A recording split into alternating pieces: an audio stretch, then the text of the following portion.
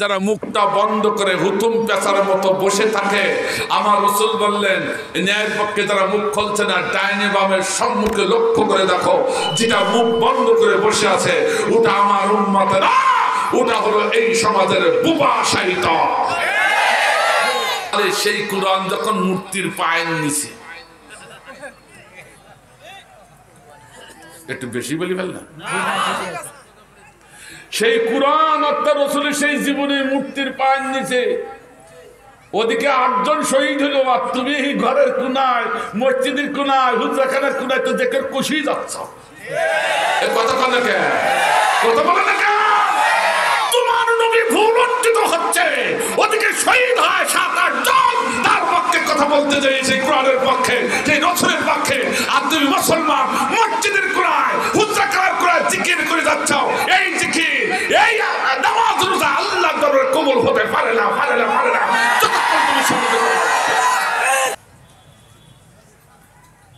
এই জন্য বিশ্বনন্দিত আলেম কোরআনের পাখি বলেছিল 100 বছর বিড়ালের মতো মিউ মিউ মিউ করে বাঁচাচ্ছে, 1 ঘন্টা বাঘের মতো মুসলিম হয়ে হুঙ্কার দিয়ে বাঁচার সব থেকে ছিল। দেখেন কি অবস্থা। একটু কিছুদিন স্বস্তি হয়েছিল, কারণ স্টার জলসা জি বাংলা দেশের থেকে চলে গেছে। আল্লাহ, আমি মনে মনে ভাবলাম বাঁচিয়ে গেলাম, ঠিক কিনা? সোশ্যাল মিডিয়ায় যেই দেখি স্বামী আর স্ত্রীর জ্ঞান কি ব্যাপার, তো তুমি এই স্টার জলসা জি বাংলা সিরিয়ালটা বন্ধ করে দিলি কেন? না আমি বন্ধ করিনি, সরকার বন্ধ করে। না তুমি বন্ধ করিস। দুইজনে ঝগড়াঝাটি করে স্ত্রী তার স্বামীকে ডিভোর্স দিয়ে বাবার বাড়ি। শত শত স্ত্রীরা স্টার জলসা জি বাংলা দেখতে পারে নাই, তার স্বামীকে ডিভোর্স করে বাবার বাড়ি চলে গেছে, মোরগ গেছে, ঠিক কিনা? কিন্তু আবার এসে দেখে সে আবার এসে গেছে, স্টার জলসা জি বাংলা আবার এসেছে, ঠিক কিনা? আজকে স্টার জলসা জি বাংলা দেখে দেখে আমি হুজুর এইখান থেকে আসতেছে, মেয়েরা আমার মধ্যে তোয়াক্কা করে ঠেকিয়ে ফেলাই যাচ্ছে। এ হইল কি? বললো কি বাজারে এই দেখেন কি অবস্থা। এর জন্য আমার ভাইজান, এই অপসংস্কৃতি একটা পরিকল্পিত এই সংস্কৃতিগুলো ইসলাম থেকে ডাইভার করে ইসলামের পক্ষের লোকগুলো তাদের পক্ষে নেওয়া।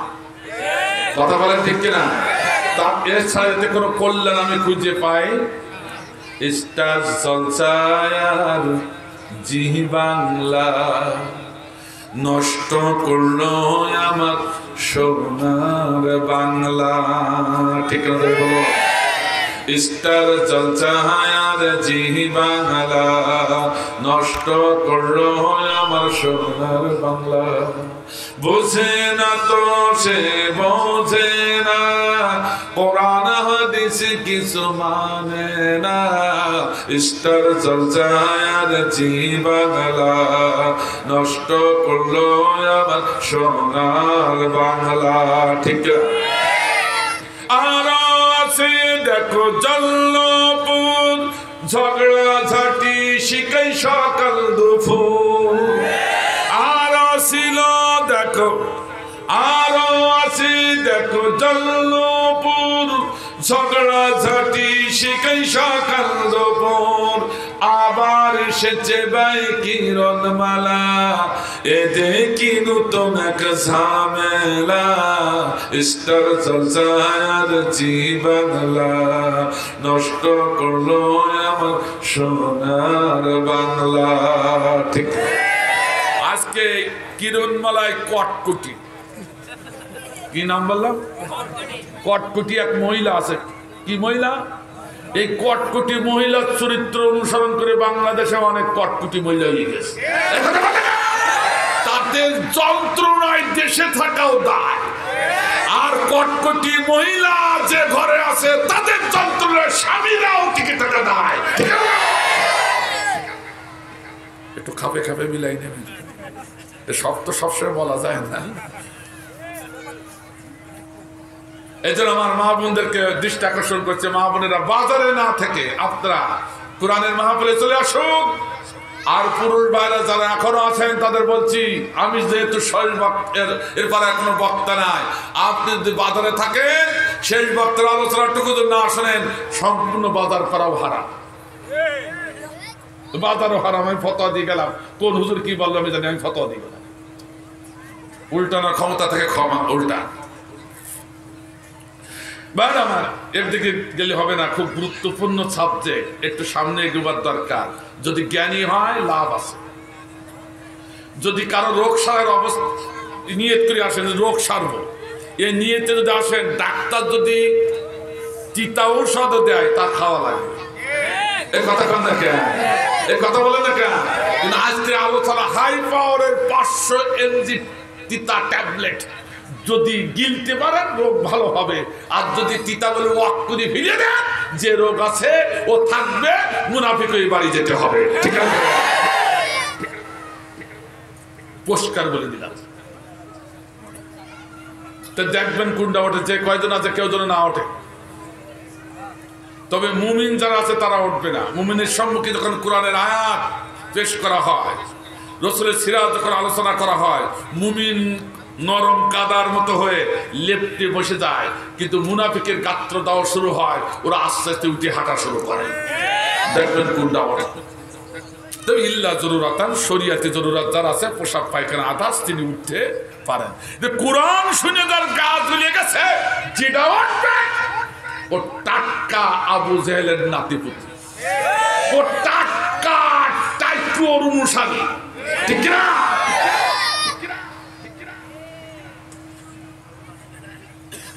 টাইকুর বলেছে বলে রাগ করেছে? কোন দলের বিরুদ্ধে কথা নেই, কিন্তু কোন ব্যক্তি যদি কোরআনের বিপক্ষে কথা বলে, আমরা তারা ছেড়ে কথা বলবো না। তার যে এত বড় মহত্ব, ঠিক এই কথা কর না কেন ভাই আমার? এবার শুনুন, নবী এবং আল্লাহর ফয়সালা যদি মেনে না হয় কি পরিণতি? আর মানতেই হবে কার হুকুম? আল্লাহ কড়কড়ি দলিল দিচ্ছে সূরা আযাবের 36, ওমা কানা লিমুমিনিন ওয়ালা মুমিনাতিন ইযা কাদাল্লাহু ওয়া রাসূলুহু আমরান أن يكون لهم الخيارة من أمرهم ومن يعص الله ورسوله فقد ضل ضلالا مبينا.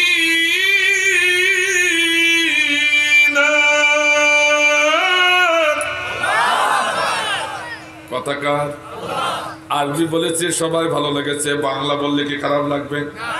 বলি দেব নাকি? যত বড় মহারথী হোক, আমাদের দেশে বড় হুজুর হোক, বড় কুতুব হোক, বড় নেতা হোক, বড় নেত্রী হোক, বড় বিশ্ব নেতা হোক, বিশ্ব নেত্রী হোক, যে যাই বলুক না কেন, আল্লাহর কোরআনের বিপক্ষে বললে আমরা মুসলিম তাকে মানতে পারি। এ কথা ঠিক আছে? আমি কি রাজনীতি করলাম নাকি? আমার জোরে বলেন। আমার ভাইজান, আমার আল্লাহ বলছেন, আল্লাহ রাসূল কোরআনে যে ফয়সালা দিয়েছে, সে ফয়সালা যদি অপছন্দ করে নিজের থেকে ফয়সালা দেয়, ওটার মুমিন থাকে না, কাফির হয়ে যায়। কথাটা এই যে কড়কড়ি দলিল আযাব 36, আযাব 36। তাহলে আমার দেশে এক টেকু নেতা, কি নেতা? টেকু নেতা, উনি বললেন আমার ইসলাম রাষ্ট্র ধর্ম, এটা আমার পছন্দ না। একটু রাগ করলেন নাকি? আমি কোন দলের বিরুদ্ধে বলছি না, ব্যক্তির বিরুদ্ধে। কার বিরুদ্ধে? ব্যক্তির বিরুদ্ধে, কোরআনের পক্ষে। ঠিক কিনা? কথা বলেন ঠিক কিনা? কথা বলেন ঠিক কিনা? আল্লাহ ইসলাম, আমি আল্লাহ ঘোষণা করলাম আমার কাছে একমাত্র পছন্দনীয় ধর্ম হলো ইসলাম। মুসলমানদের রাষ্ট্রে রাষ্ট্র ধর্ম হবে ইসলাম। কথা বলেন ঠিক না? তুমি মুসলমান দাবি করে সেই রাষ্ট্র ধর্ম যদি অপছন্দ করো, মানতে রাজি না হও, তুমি আর মুসলমান থাকবে না, কাফিরে পরিণত হয়ে যাও। ও শুধু একা হবে না, যেটা কথা বলবে না ওটাও হবে। অর্থাৎ যেটা কথা বলবে না সেটা ওর পক্ষে। এই কথা বলে না আর ঠিক আছে তো? আমার ভাইজান, আমরা রাষ্ট্রীয় ধর্ম, আমরা মুসলমান, এটা আল্লাহর পছন্দনীয় ধর্ম, এটা আমরা রাষ্ট্র ধর্ম দেখতে চাই। কারা কারা রাজি দু হাত আল্লাহ তাআলার কথা।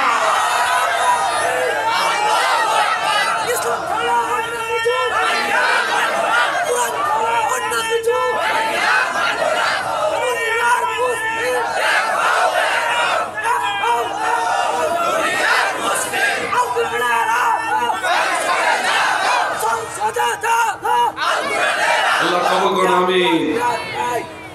আর সাথে সাথে মহান নেতা সরওয়ারে কায়নাত কাবা কাউসাইন আকায়ে নামদার তাজদারে মদিনা সৈয়দুল মুরসালিন সৈয়দুল আম্বিয়া ইমামুল মুরসালিন আখিরি জামানার নবী বিশ্ব নেতা মানবতার একমাত্র মুক্তির দূত বিশ্বনবী মুহাম্মদ রাসূলুল্লাহ সাল্লাল্লাহু আলাইহি ওয়াসাল্লামের পরে লাখ করে দুরূদ পড়ি, কারণ সেই রবিউল আউয়াল মাসে আমরা বসে আছি। ঠিক না যারা বলো, অন্তত রবিউল আউয়াল মাসে আমাদের প্রিয় নেতাটিকে স্মরণ করতে চাই বেশি বেশি করে।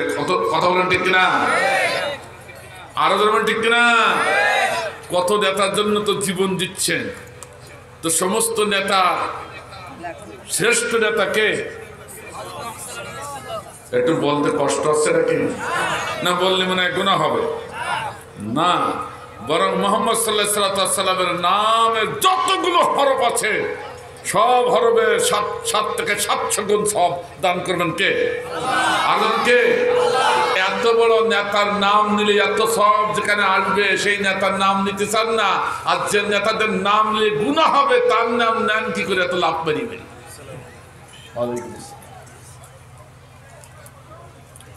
এই জন্য বুঝতে হবে আমার ভাইরা, আমরা সৌভাগ্যবান অন্তত রবিউল আউয়াল মাসে অনেক ঘাত প্রতিঘাতের ভিতর দিয়ে হলেও আমরা অন্তত নবী সিরাত শোনার জন্য আল্লাহ রাব্বুল আলামিন তৌফিক রাখেন। আল্লাহুম্মা আমিন। আমার আব্দুল গফফার ভাই অনেক চেষ্টা করেছেন বারবার, শহীদুল ইসলাম ভাই অনেক চেষ্টা করেছেন বারবার আমাকে নেওয়ার জন্য। আলহামদুলিল্লাহ আল্লাহ কবুল করেছেন, তাই এসেছি। কবুল না করলে আদৌ সম্ভব ছিল না। আমার প্রশাসনিক ভাইরা তারাও হেল্প করেছে, অনেক বাধা বিপত্তি থাকার পরও তারাও প্রশাসনিক ভাইরা হেল্প করেছেন। আল্লাহ যে সমস্ত প্রশাসনিক ভাইরা কোরআনে মাহফিল করার জন্য সুযোগ করে দিল, আল্লাহ তাদের হায়াতে তৈবা দান করে দিল। আল্লাহ আমিন। যে সমস্ত নেতৃবৃন্দরা তাদের নেক নজরে মাহফিল হচ্ছে, আল্লাহ তাদের হায়াত তৈবা দান করে দিল। আল্লাহ আমিন। আমরা সরাসরি কোরআনের কাছে চলে যাচ্ছি রাসূলের জীবনের পরে। অসুবিধা আছে ভাই? অনেক দিক থেকে অনেক বাধা। হুজুর আপনাকে নাম শুনলে তো ভয় হয়, কি দেখি বলি ফেলেন, এরকম একটা ভাব। আসলে আপনাদের ভয় হচ্ছে নাকি ভাই? তা আমি একেবারে যাই হোক না কেন রাসূলের সিরাতের পরে আলোচনা করবো, তাতে কোনো অসুবিধা নেই। অসুবিধা আছে? আল্লাহ কবুল করুন, আমিন। আল্লাহ রাব্বুল আলামিন তার কালামে পাকে ঘোষণা করলেন, বিসমিল্লাহির রহমানির রহিম, ওয়া মা আরসালনাকা ইল্লা রাহমাতাল লিল আলামিন।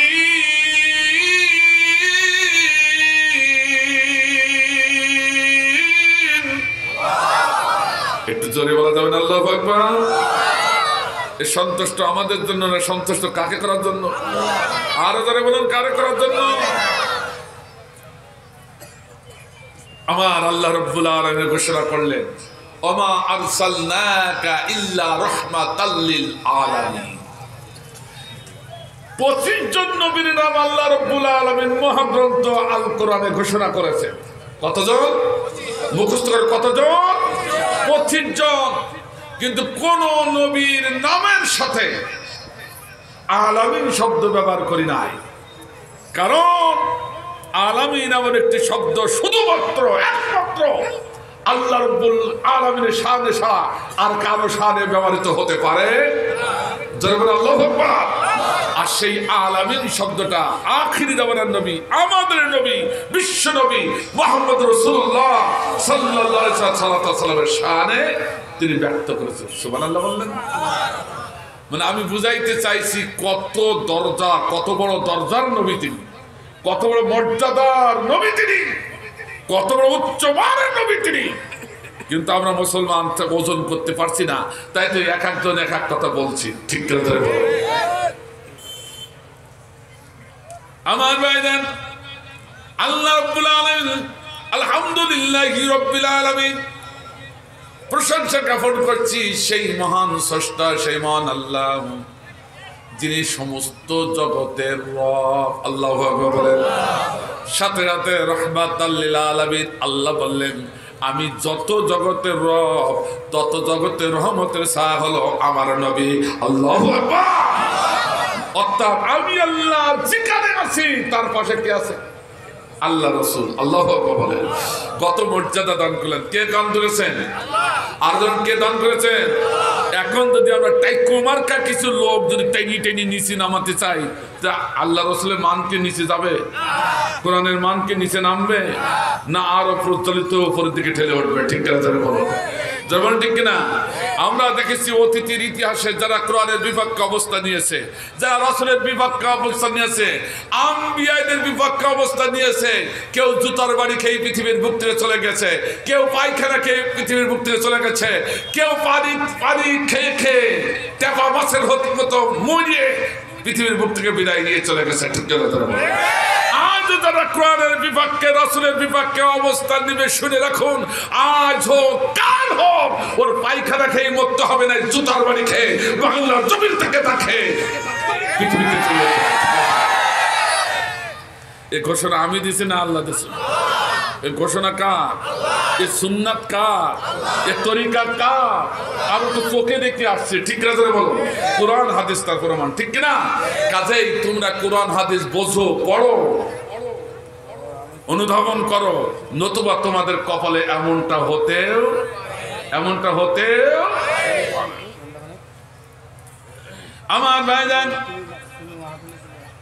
নবী শ্রেষ্ঠ নবী, বিশ্ব নবী, এত কোনো সন্দেহ নাই। আমার আল্লাহ বলছেন লাকাদ কানা লাকুম ফি রাসূলিল্লাহি উসওয়াতুন হাসানা।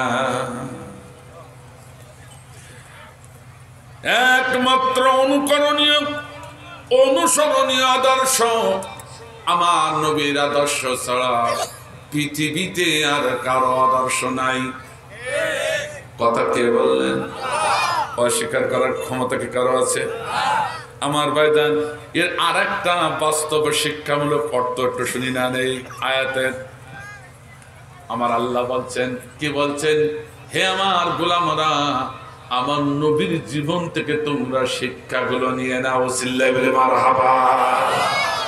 নবীর জীবনে বলবেন রবিউল মাস আসবে, আর মসজিদে মসজিদে আহা খতিব সাহেবরা ঈদে মিলাদুন নবী উদযাপন করবে, মিলাদ মাহফিল হবে, জিলাপি খেয়ে শেষ করে দিবা, আর গোটা 11টা মাস নবীর খবর নিবা না। এটা কখনো হতে পারে না। ঠিক আছে বলো, এটা কখনো হতে।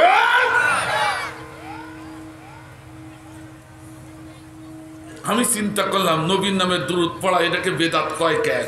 তো পরে যেই বুঝলাম এই বেদাত বলিছে ঠিক কাজ করছে।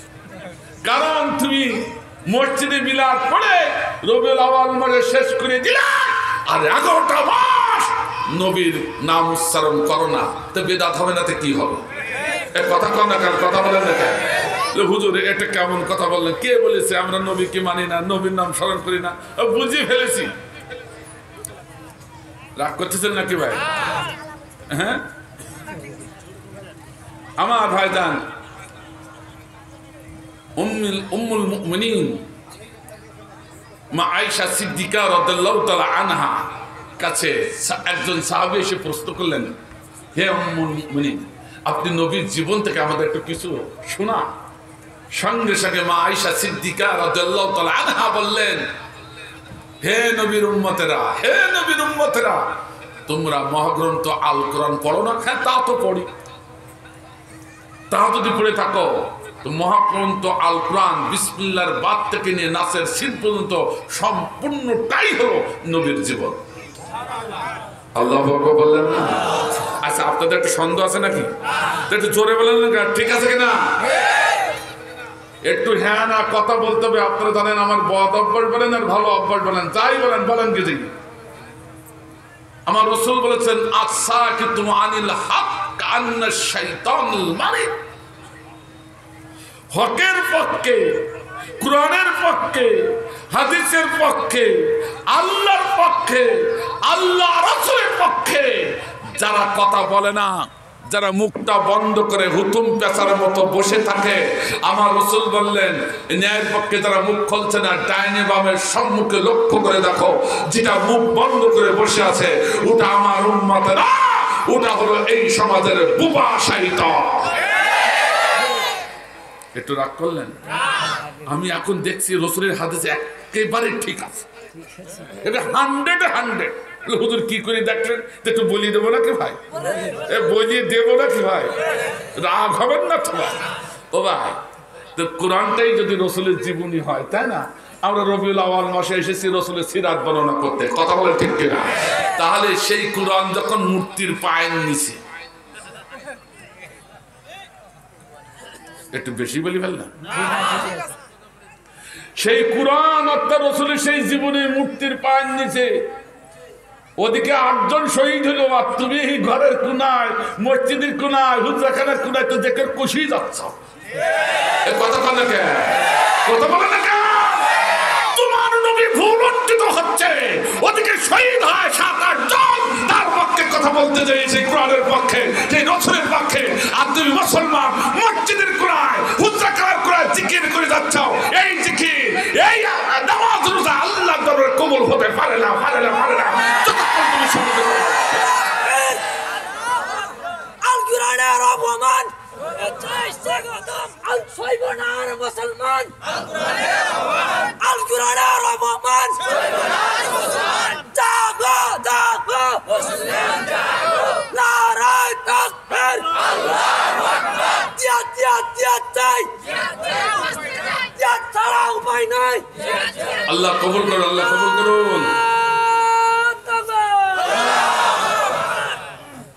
পূর্ণ ঈমান যে আছে তাতে কোনো সন্দেহ নাই। আল্লাহর নামে তাকবীর অত সহজে আসে না যদি ঈমান না থাকে। এই কথা বলেন না কেন? ভয় হচ্ছে নাকি কেউ ধরে নেবে? ইজা জালাহুম লা ইস্তাখিরুনা সাকাতাও ওয়ালা ইস্তাকদিমুন।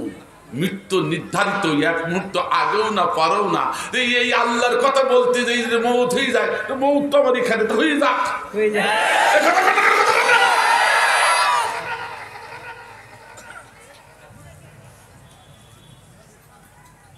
এই জন্য বিশ্বনন্দিত আলেম কোরআনের পাখি বলেছিল 100 বছর বিড়ালের মতো মিউ মিউ মিউ করে বাঁচাচ্ছে, 1 ঘন্টা বাঘের মতো মুসলিম হয়ে হুঙ্কার দিয়ে বাঁচা সব থেকে ছিল।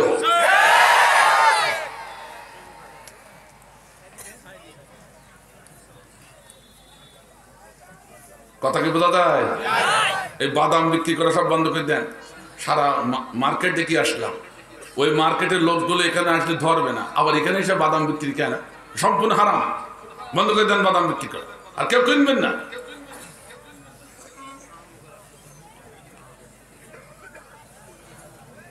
অনেক যন্ত্রণা, কি ওয়াজ করব পারছি না ভাইরা আমার, কিন্তু কথা আমি বলে যাব, তবে কারোর বিরুদ্ধে নয়। আমরা কোরআনের পক্ষে, হাদিসের পক্ষে, ঠিক কিনা?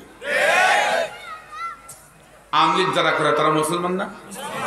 বিএনপি যারা করে তারা মুসলমান না? জামাত ইসলাম যারা করে তারা বোধহয় হিন্দু, ওগুলো মুসলমান। তাবলিগ জামাত যারা করে, পীর মুরিদি যারা করে, সব তারা মুসলমান, ঠিক কিনা? আমরা মুসলমানের পক্ষে কথা বলবো, ঠিক কিনা? তাই তো বলছি, কে আমি, কে বিএনপি, কে জামাত ইসলাম, এইটা তো নয় পরিচয় আমরা মুসলমান। কে আওয়ামী, কে আওয়ামী, কে বিএনপি, কে জামাত ইসলাম, এইটা তো নয় পরিচয় আমরা মুসলমান। এইটা তো নয় পরিচয় আমরা মুসলমান। কেউ যদি কটূক্তি করে আল্লাহ নবীর শানে, চুপ করে থাকতে পারে না খাঁটি মুসলমানে। কথা ঠিক না? কেউ যদি কটূক্তি করে আল কোরআনের শানে, চুপ করে থাকতে পারে না খাঁটি মুসলমানে। কেউ যদি দেয় আল্লাহর নামে মিথ্যা অপবাদ, কেউ যদি দেয় কোরআনের নামে মিথ্যা অপবাদ, পুরা মুসলিমে চিন্তায় আছি করবো প্রতিবাদ। কে আওয়ামী, কে আওয়ামী, কে বিএনপি, কে জামাত ইসলাম, এইটা তো নয় পরিচয় আমরা মুসলমান। এইটা তো নয় পরিচয় আমরা মুসলমান। বলো ঠিক না? আমার ভাইজান, তাহলে একটা না আয়াতের একটু সংশোধনী বিল পেশ করিনি। আমার ভাইজান, এই তো নির্বাচন শুরু হয়ে গেল, কোন দলের পক্ষে, কোন নেতার পক্ষে বিপক্ষে আমার কোনো কথা নাই। আপনার পছন্দের নেতাকে আপনি বিজয় করবেন, আপনার সমস্ত শ্রম, সমস্ত অর্থ আপনার পছন্দের নেতার পিছনে ব্যয় করেন, আমার কোনো বাধা নাই। কিন্তু এক জায়গায় বাধা, কোরআনের বিপক্ষে চলে গেলে তা কখনো করা যাবে কথা বলেন। আমার আল্লাহ বললেন, ওয়া ইন্নাকা লাআলা খুলুকিন আযীম। একমাত্র ফুলের মতো পবিত্র অধিকারী আমার নবী, ফুলের মতো পবিত্র চরিত্রের অধিকারী আমার নবী ছাড়া পৃথিবীতে আর ফুলের মতো পবিত্র চরিত্রের অধিকারী কেউ হতে পারে না। কথাকার আরো জোরে বলুন, আর একটু জোরে বলতে হবে। আমার বাজার, এই যে নির্বাচন শুরু হয়ে গেল, রাস্তায় রাস্তায় যখন মিছিল হয়, কিছু এলাকায় শোনা যায় উমুকের চরিত্র ফুলের মতো পবিত্র। তবে আপনাদের এলাকায় হয় না, এদিকেও হয়। আলেম ভাইরা আছেন, আমি বলে যাচ্ছি, ফতোয়া দিয়ে গেলাম, কেউ যদি মুমিন হয়ে আমলকারী হয়ে কোন মানুষকে বলে অমুকের চরিত্র ফুলের মতো পবিত্র, তার আমলে আর কোন নেক আমল থাকবে না, সবগুলো আনতাহবাতা আমালাকুম। কোরআনের একটা অস্বীকার হওয়ার কারণে সব আল্লাহ ধ্বংস করে দিবেন। হুকুম কার? আর কার হুকুম? আল্লাহ নিজেই বলছেন, একমাত্র ফুলের মতো পবিত্র চরিত্র অধিকারী আমার রাসূল, তাছাড়া পৃথিবীতে আর কেউ নাই। আমি যদি বলি অমুকের চরিত্র ফুলের মতো পবিত্র, তো সরাসরি কোরআনের একটা অস্বীকার হয়ে গেল। আর অস্বীকার হওয়ার কারণে নামাজ, রোজা, হজ, যাকাত, তাসবিহ, তাহলিল করে যত সব হয়েছে আল্লাহ সব ধ্বংস করে দেবে। তাহলে কোন নেতারে ফুলের মতো পবিত্র বলা কথা ঠিক আছে তো? আর জন্য এই স্লোগান না, আমি বলছি না কিন্তু আপনার নেতার পিছনে আপনি দৌড়াবেন না, আমি তা কিন্তু বাধা দেয় না, উল্টো পাল্টা বুঝেন না। কিন্তু ফুলের মতো পবিত্র বলা, আসতে বলে জোরে বলো। আমার ভাইজান, আল্লাহ নবী বললেন, হে প্রিয়তমা স্ত্রী, রাতের আধারে দিনের আলোতে যত কর্মকাণ্ড তুমি আমার দেখেছো, তাম কর্মকাণ্ডগুলো আমার উম্মতের সম্মুখে খুলে খুলে বলে দাও। তাই তো তার স্ত্রীরা আর গোপন রাখি নাই, সব কিছু খুলি খুলি বলে দিয়েছে। আর আমাকে দিয়ে বলি, আমার শহীদুল ভাই থাকুক, সভাপতি থাকুক, উপস্থাপক ভাই চলে গেছেন মনে হয়, নাকি আছে পিছনে, এ সবার কথা বাদ দিলাম, আমার কথা বলি। আমি যদি স্ত্রীকে যাই বলি, হে প্রিয়তমা স্ত্রী, আজকে হট কোরআনের মাহফিলের সম্মুখে যত নরনারী এসেছে, সকলের সম্মুখে আমার রাতের আধারে দিনের আলোতে যা কিছু আমল তুমি দেখেছো সব খুলি খুলি বলি দাও। আমার স্ত্রী এই কথাগুলো আপনাদের সম্মুখে মাইকে খুলি খুলি বলে দেয়। তাহলে আমার মতো বড় হুজুর স্টেজ থেকে নামার আর সময় হবে না, তার আগে জুতা পিটা। আমি আমার দিয়ে বলছি তো আপনার রাগ হচ্ছে কেন, ঠিক কিনা? এই নেতা তো দূরের কথা, আমাকে যদি হয় অর্থাৎ পৃথিবীর কোন মানুষ বলার ক্ষমতা নাই, কথা বলেন ঠিক না? তুমি কেন মিথ্যা কথাটা বললে? উমুকের চরিত্র ফলের মতো পবিত্র পুরাণের বিপক্ষে যে সম্পূর্ণ হারাম, সরাসরি হারাম। কথা বোঝা গেল? নেতা কারে বানাইতে হবে তাও বলি দেবেন ইনশাল্লাহ রসুলের জীবন, একটু অপেক্ষা করেন, সমস্যা নেই তো। আমার ভাইজান সরাসরি এবার কোরআনের কাছে চলে যাই। আমি আজকে বিষয় নিয়ে এসেছি আল্লাহর নবী এবং আল্লাহ রসুলের আনুগত্যর গুরুত্বটা কতটা। এই গুরুত্ব আমাদের কাছে নাই, কারণ নেতাদের আনুগত্য করতে করতে আমাদের আল্লাহ রসুলের আনুগত্যটা ওরকম করে ফেলাইছি, ওই মানের করে ফেলে দিয়েছি, ঠিক না? এই জন্য গুরুত্বটা কতটুকু আমাদের একটু জানার দরকার আছে কিনা ধরে বলো। সরাসরি চলে যায় বিসমিল্লাহির রহমানির রহিম। আল্লাহ রসুলের আনুগত্য করা যে ফরজ সেটা আল্লাহ নিজেই বলছে, তো ফরজ সেটা তো অপরিহার্য, ঠিক না? আল্লাহ সূরাতুল মাইদা 92 নম্বর আয়াতে বলছেন ওয়া আতিউল্লাহ ওয়া আতিউর রাসূল ওয়াহযারু ফাইন তাওয়াল্লাইতুম ফা'লামু আন্নামা আলা রাসূলিনাল বালাগুল মুবিন।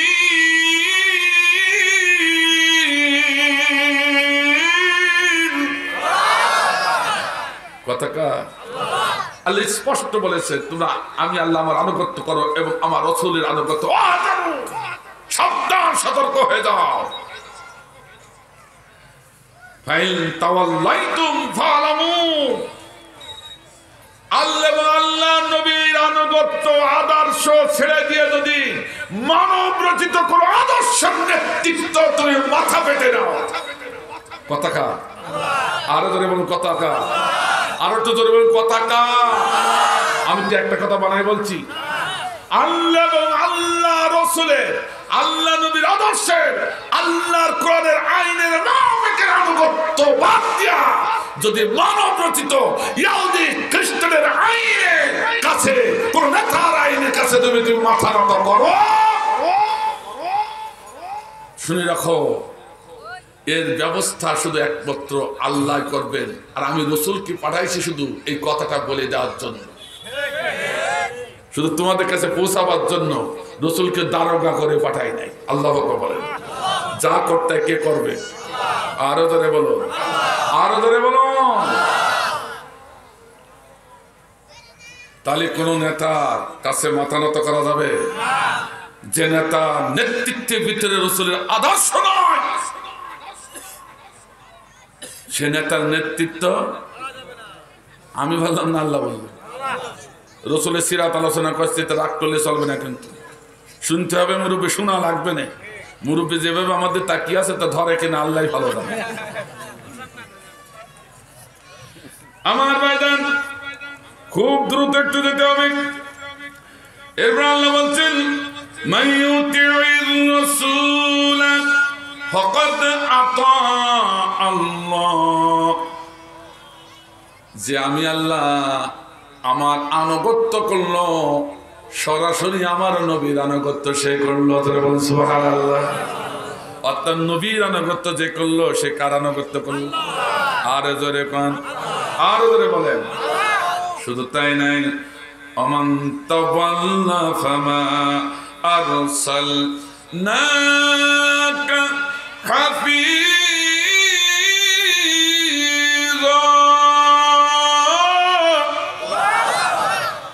আল্লাহ বলছে যে ফিরে যাবে, রসুল তুমি সে দাওয়াত দিয়ে দাও, তোমাকে আমি দারোগা করে পাঠাই নাই। কথা বলেন ঠিক কিনা?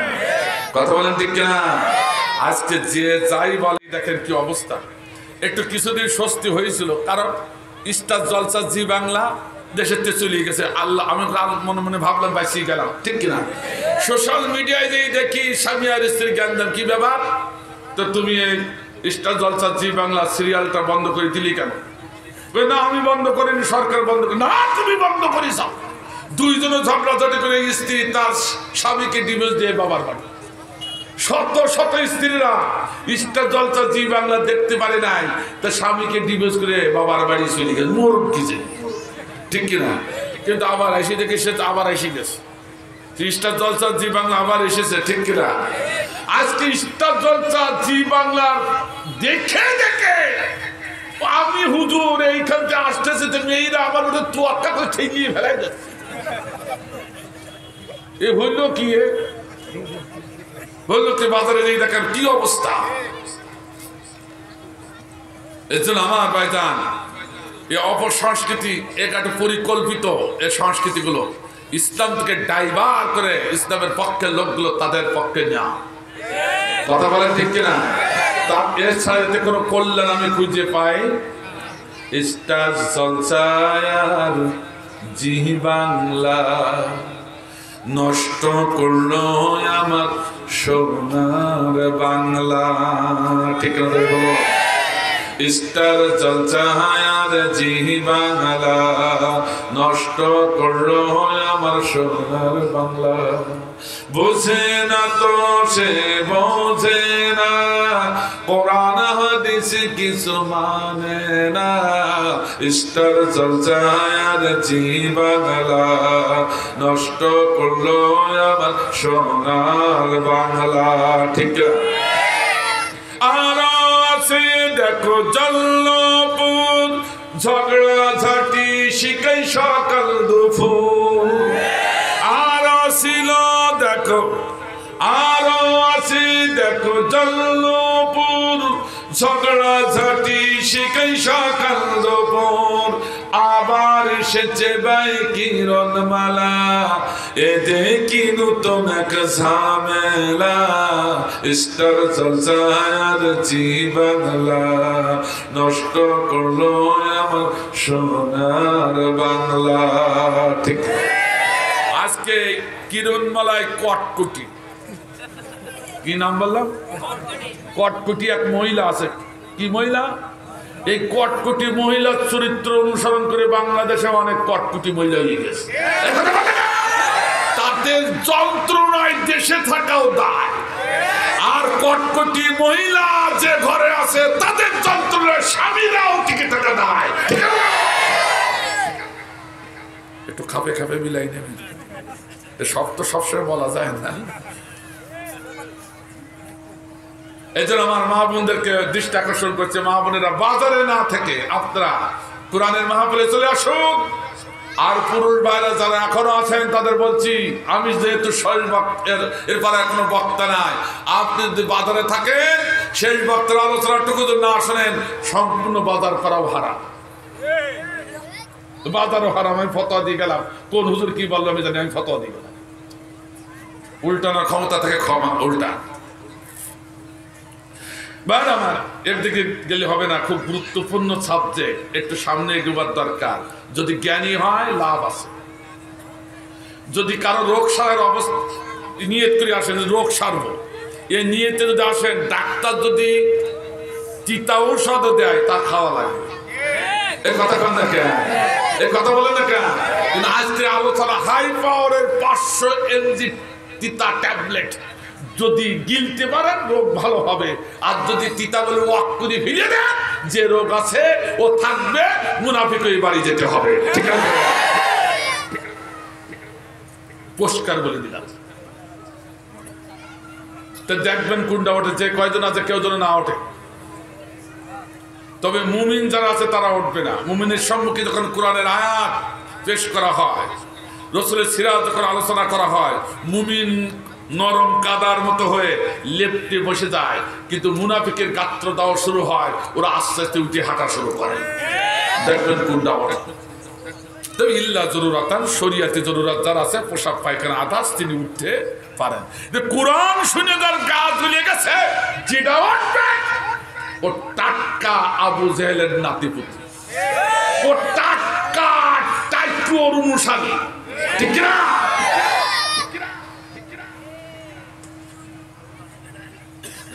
একটু বলেছে বলে রাগ করেছে। কোন দলের বিরুদ্ধে কথা নেই, কিন্তু কোন ব্যক্তি যদি কোরআনের বিপক্ষে কথা বলে আমরা তারা ছেড়ে কথা বলবো না। তার চেয়ে এত বড় মহত্ব, ঠিক এই কথা কর না কেন ভাই আমার? এবার শুনুন, নবী এবং আল্লাহর ফয়সালা যদি মেনে না হয় কি পরিণতি? আর মানতেই হবে কার হুকুম? আল্লাহ কড়কড়ি দলিল দিচ্ছে সূরা আযাবে 36, ওমা কানা লিমুমিনিন ওয়ালা মুমিনাতিন ইযা কাদাল্লাহু ওয়া রাসূলুহু আমরান আন ইয়াকুনা লাহুমুল খিয়ারাতু মিন আমরিহিম ومن يعص الله ورسوله فقد ضل ضلالا مبينا।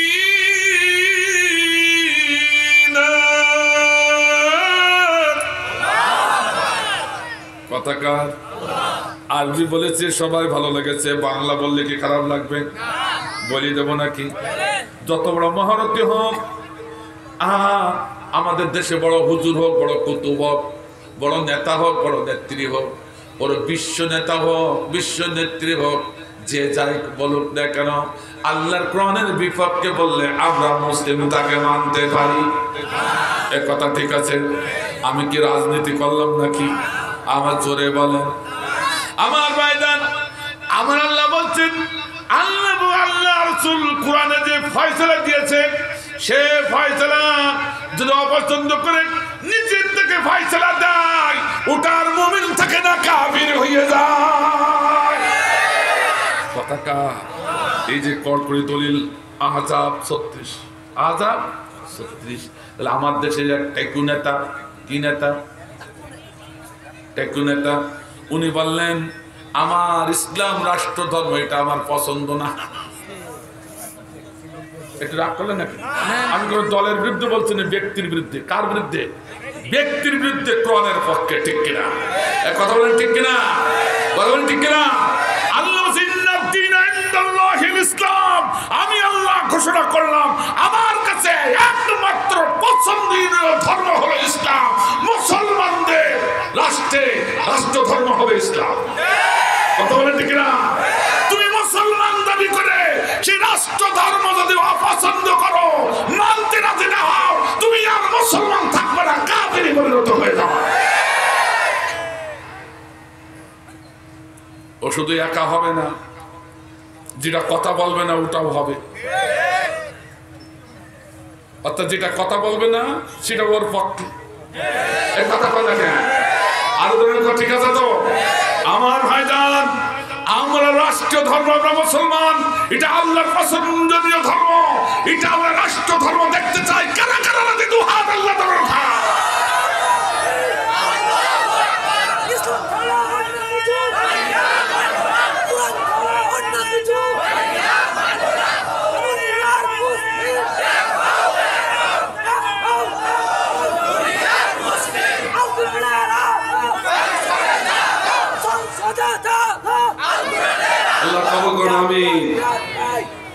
আমরা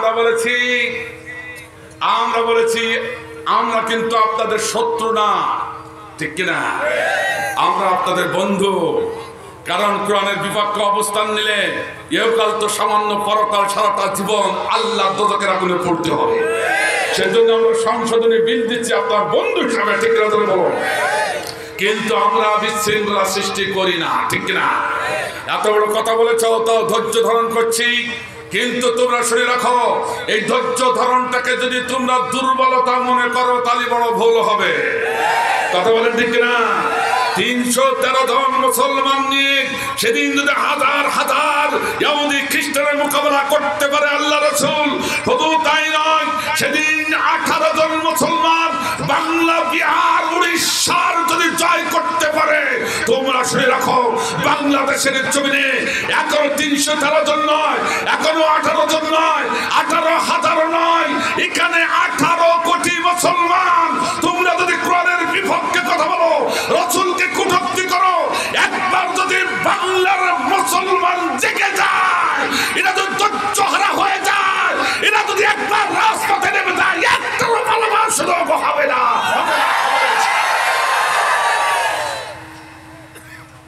কথা ঠিক আছে তো?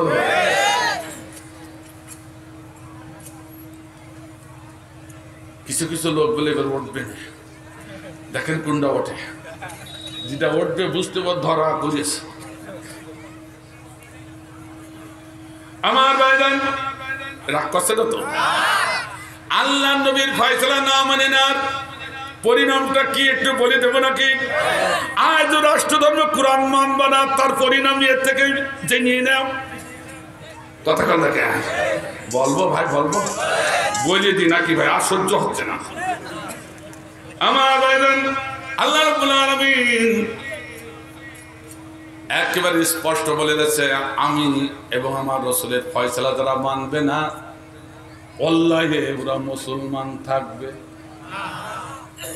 প্রমাণ নিতে চান? একটুখানি নিয়ে দিচ্ছি, একটু অপেক্ষা করেন আমার ভাইজান। তার আগে শুনুন, আল্লাহর নবী মদিনার প্রেসিডেন্ট। কোথাকার?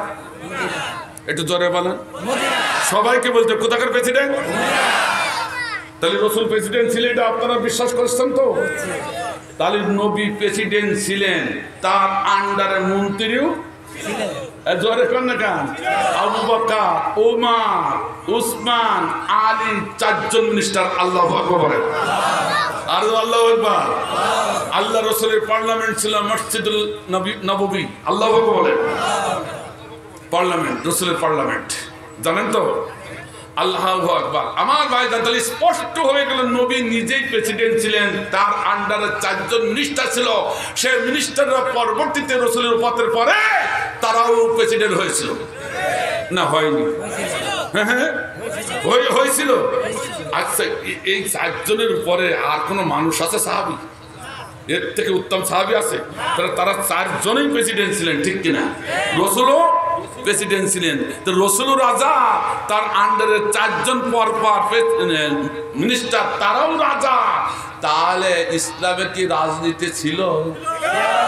একটু জোরে আর একটু জোরে বলেন। তুমি তার কুরআন পড়া লাগে না, সূত্র তো বেরিয়ে গেল। ইসলামের রাজনীতি ছিল, নবী রাজনীতি করেছেন, সাহাবীরা রাজনীতি করেছেন। এখন যারা মুমিন বলে দাবি করবে, তারাও রাজনীতি করবে। তুমি কে গো? তুমি এসে বলো যে ইসলামের রাজনীতি নেই? কি কোন পাতা পড়ি এসে বললি? কুরআনের কোন পাতা পড়িস তুমি?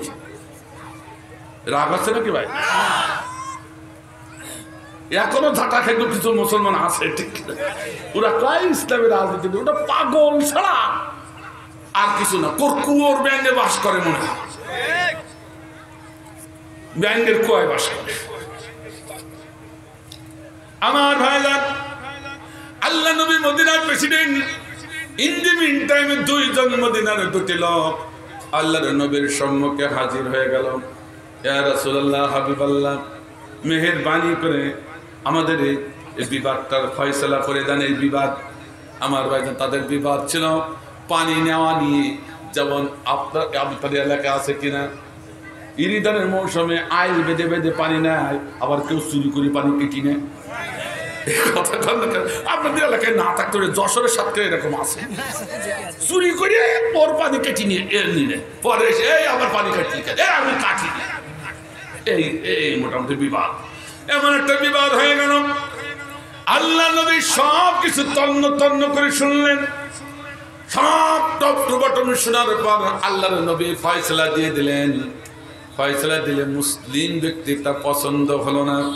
ও মুসলিম ব্যক্তিটা হাঁটি হাঁটি করে কষ্ট করে উমারে ফারুককে তালাশ করছে। অর্ধজানের প্রেসিডেন্ট ছিলেন উমারে ফারুক রাদিয়াল্লাহু তাআলা, যিনি পরবর্তীতে অর্ধজানের প্রেসিডেন্ট ছিলেন। উমারে ফারুকের সম্মুখে হাজির। হে আমিরুল মুমিনিন, আমি একটি সমস্যা নিয়ে আপনার সম্মুখে উপস্থিত হয়েছি। তো কি সমস্যা? এই সমস্যা, তের বিচার কি নবীর কাছে নেওয়া হয়েছে? আল্লাহর নবীর কাছে গিয়েছিলাম, কিন্তু আল্লাহর নবীর ফয়সালাটা আমার পছন্দ হয় না, কারণ আমি নিজে মুসলমান, অথচ আর একজন ছিল সে ইয়াহুদি। নবীদের মুসলমানের নেতা হচ্ছে মুহাম্মদ সাল্লাল্লাহু আলাইহি সাল্লাম, আমাদের নেতা হলো মুহাম্মদ সাল্লাল্লাহু আলাইহি সাল্লাম, আমি মুসলিম, অথচ ফয়সালাটা আমার পক্ষে দেওয়ার কথা ছিল, তা না দিয়ে একজন বিধর্মীর পক্ষে ফয়সালাটা দিয়ে দিল। এই জন্য আমার মনোভূত হয়নি।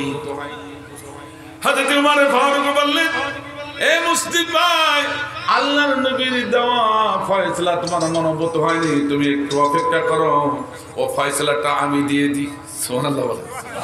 ওমরে ফারুক ও আনন্দ করে দাঁড়িয়ে আছে, ওমরে ফারুক এবার আমার ফয়সালা করে দেবে, আনন্দ করে দাঁড়িয়ে আছে। ওমরে ফারুক ঘরে ঢুকলেন, তরবারিটা কোষমুক্ত করলেন, কোষমুক্ত করে নাঙ্গা তরবারিটা হাতে নিয়ে বলো, মুসলিম ভাই এদিকে এগিয়ে আসো।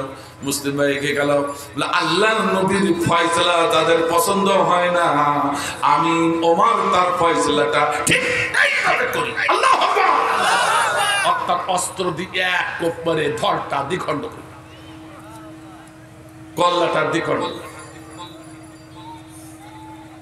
অনেকে চিন্তা করলে একটা অমানবিক, রাসূল চিন্তা করলো ওমর ঠিক আছে, সে বড় ভুল করেছে, তাই বলে তাকে মেরে ফেলতে হবে, এটা তো তোমারও ভুল হয়েছে। ওমর ঠান্ডা হয়ে গেল, নিস্তেজ। হুজুর আমি সহ্য করতে পারি না, আল্লাহ নবীর ফয়সালা যারা মারে না, আমার কাছে তো তার ফয়সালাটাই আমার। সাহাবা আজমাইনরা বললো, ওমর তুমি কাজটা ভুল করেছো। ওমর ঠান্ডা হয়ে গেল। তারপরেই আল্লাহ আয়াত নাযিল করলেন, বলবো না কি বলবো, একটু বলিয়ে দেবো নাকি? সূরা নিসার 65 নম্বর আয়াত, ফালা ওয়া রাব্বিকা লা ইউমিনুন হাত্তা ইউহাক্কিমুকা ফীমা শাজারা বাইনাহুম লা ইয়াজিদু ফি আনফুসিহিম মিম্মা কাদাইতা ওয়া ইউসাল্লিমু তাসলিমা।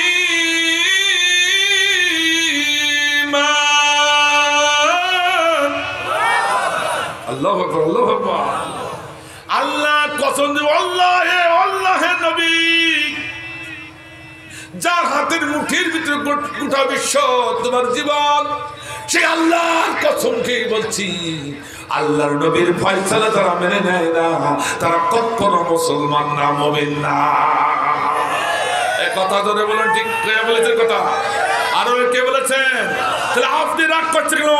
পাওয়ারফুল দলের ভাইরা রাগ করেন না, এটা আল্লাহর দেওয়া, আল্লাহর দেওয়া বিধান। আল্লাহ নিজেই বলেছেন, আমার কাছে পছন্দনীয় ধর্ম একমাত্র কি? এই ধরে বলুন, এই ফয়সালা যার পছন্দ হয় না, আল্লাহ কসম করে বলছে, ওয়াল্লাহি ওয়াল্লাহি, আমি আল্লাহর কসম, ওটা মুসলমান না, ওটা কাফির। কথা কে বলেছে? আরে জোরে বলেন না কেন? এটি কোনো উস্কানি আলোচনা নাকি, না সরাসরি কোরআনের আলোচনা? বুঝতে হবে, উপলব্ধি করতে হবে, অসুবিধা আছে তো ভাই? আমার ভাইজান, একটু দ্রুত যেতে হবে, আমি বিস্তারিত বলতে পারবো, একটু দ্রুত। 3 নম্বর হচ্ছে, একমাত্র নবী করিম সাল্লাল্লাহু আলাইহি ওয়াসাল্লামের অনুসরণের মধ্যেই হলো আল্লাহর সন্তুষ্টি। আল্লাহু আকবার। কে বলেন কথা?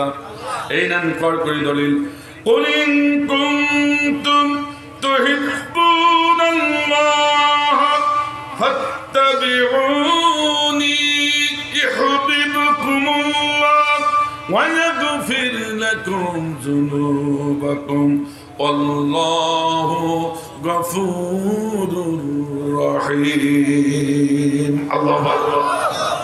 কথাটা আমাদের সমাজে একটা সমস্যা, ভুল ব্যাখ্যা কি আছে, যে আমরা কি বলেছি যে আল্লাহর ভালোবাসা যদি পেতে চাও রসুলকে ভালোবাসা।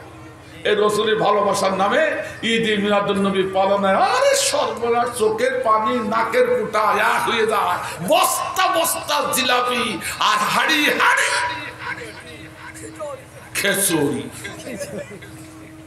আমি খেচুড়ি দেশেন তাবারককে ইনকার করছি না, তাবারকে ইনকার করছি না, কিন্তু এখানে যে শেষ করে ফেললাম, এই মনে আমাদের রসুলের ভালোবাসা। কে বলেছে ভালোবাসা?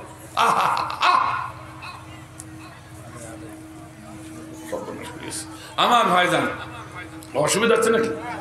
এদের ভালোবাসা, এই জাতের লোকদের ভালোবাসা আর ওই লোকের ভালোবাসা এক। কোন লোক একটু শোনেন? কোন লোক?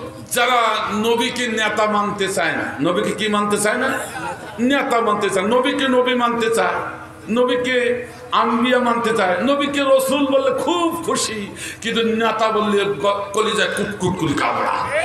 কে নবী আমার নেতা হবে কেন? কারণ ও নিজেই নেতা। এ কথা বলেন না? আর নবীকে নেতা বললে তো ওর উপরে তুলতে হয়, ঠিক কিনা? কেউ তো নিচে থাকতে চায় না, সব উপরে থাকতে চায়। এ কথা কর না কেন? আমি কি ভুল বলছি নাকি? আমার ভাইজান, এই জন্য এক শ্রেণীর মুসলমান এখনো আছে, নেতা বললে ওদের কলিজা আগুন লাগে, কিন্তু বাংলায় যদি নেতা বলা হয় ওদের কলিজা আগুন লাগে, কিন্তু আরবিতে নেতা বললে ওদের চোখে পানি আসে। একটু প্রমাণ দেবো নাকি? মা মারা গেছে, বাবা মারা গেছে, নেতা ঢাকায় থাকে। কোথায় থাকে? নামাজ কালামের কোনো খোঁজ খবর নাই। ওরে বাবা, সিগারেট তো একটার পর একটা ছাড়ে, এরকম নেতা আছে কিনা? আর গোপের স্বর্গ দাড়ি তো নাই, আছে কিনা? একটু রাগ করলে নাকি ভাই? এরকম নেতা ও বাড়িতে আসলো, দেখে ইমাম সাহেব কিছু আলেম হাফেজদের নিয়ে নবীর নামে দুরুদ পড়ে, আর চোখের পানি ছেড়েছে। ও মা মারা গেছে, তাই দুরুদ পড়ে, আবার চোখের পানি ছেড়ে দেয়। আমি বলে নেতা দিয়ে কি করলে? নবীকে নেতা বললে তোমার গা জ্বলে, আর মা মরে গেছে, সেই নেতার নামে দুরুদ পড়ো আর চোখের পানি ছাড়ো। ঠিক না? ঠিক না?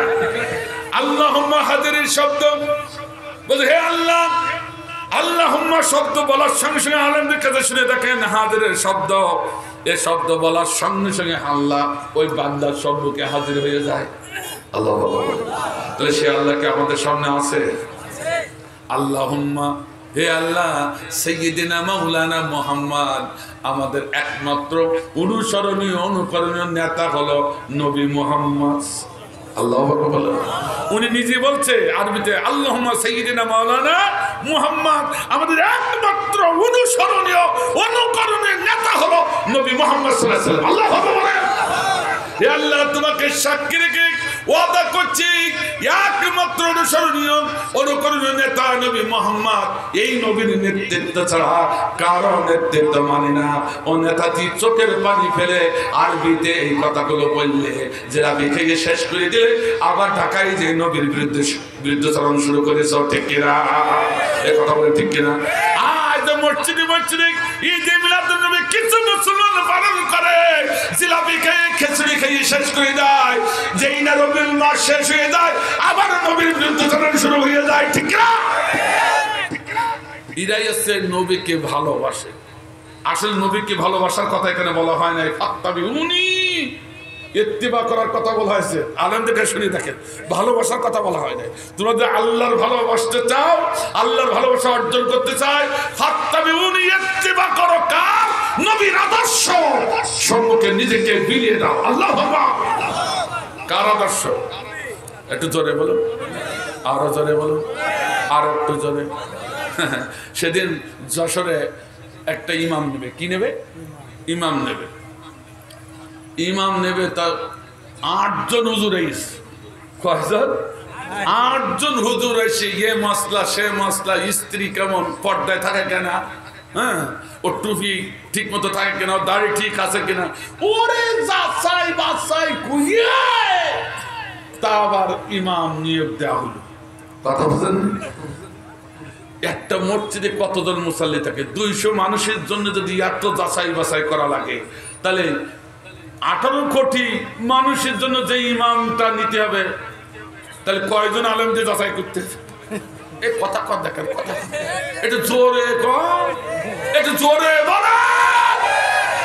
18 কোটি মানুষের ইমাম যেখানে নির্বাচন করা হবে, যদি 200 মানুষের ইমাম নির্বাচন করতে যায় 12 জন আলেম ডাকা হয়, 18 কোটি মানুষের ইমাম যে হবে, কয়জন আলেমকে ডাকা লাগবে?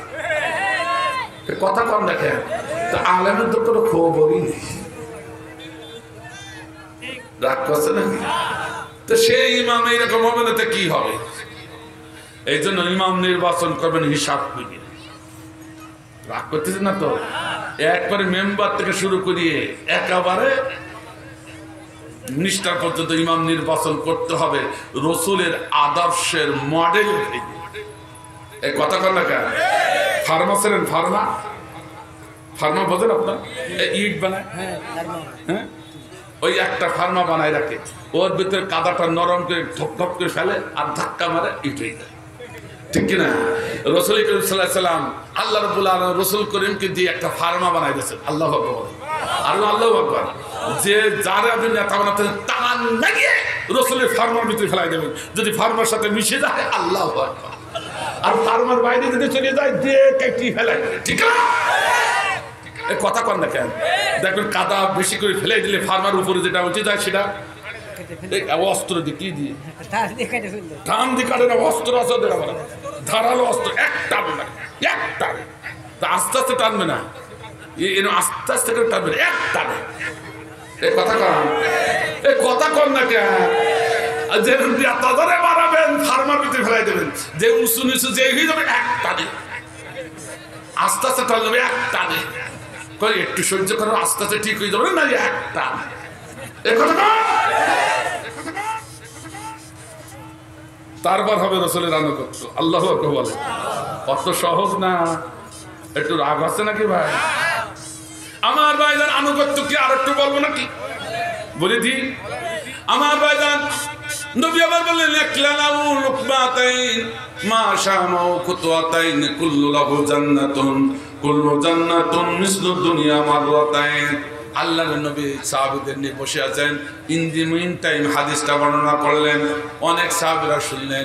নবীর হাদিস বর্ণনা যখন শেষ হয়ে গেল, একজন সাহাবী দাঁড়িয়ে গেলেন, ইয়া রাসূলুল্লাহ, ইয়া হাবিবাল্লাহ, অনুমতি দিলে আমি একটু বাড়ি যেতাম।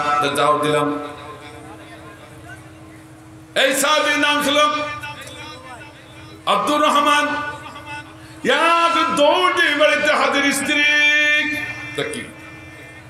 আমি আল্লাহ নবীর জবান থেকে একটা হাদিস শুনেছি, কেমন ভালোবাসা, কেমন আনুগত্য।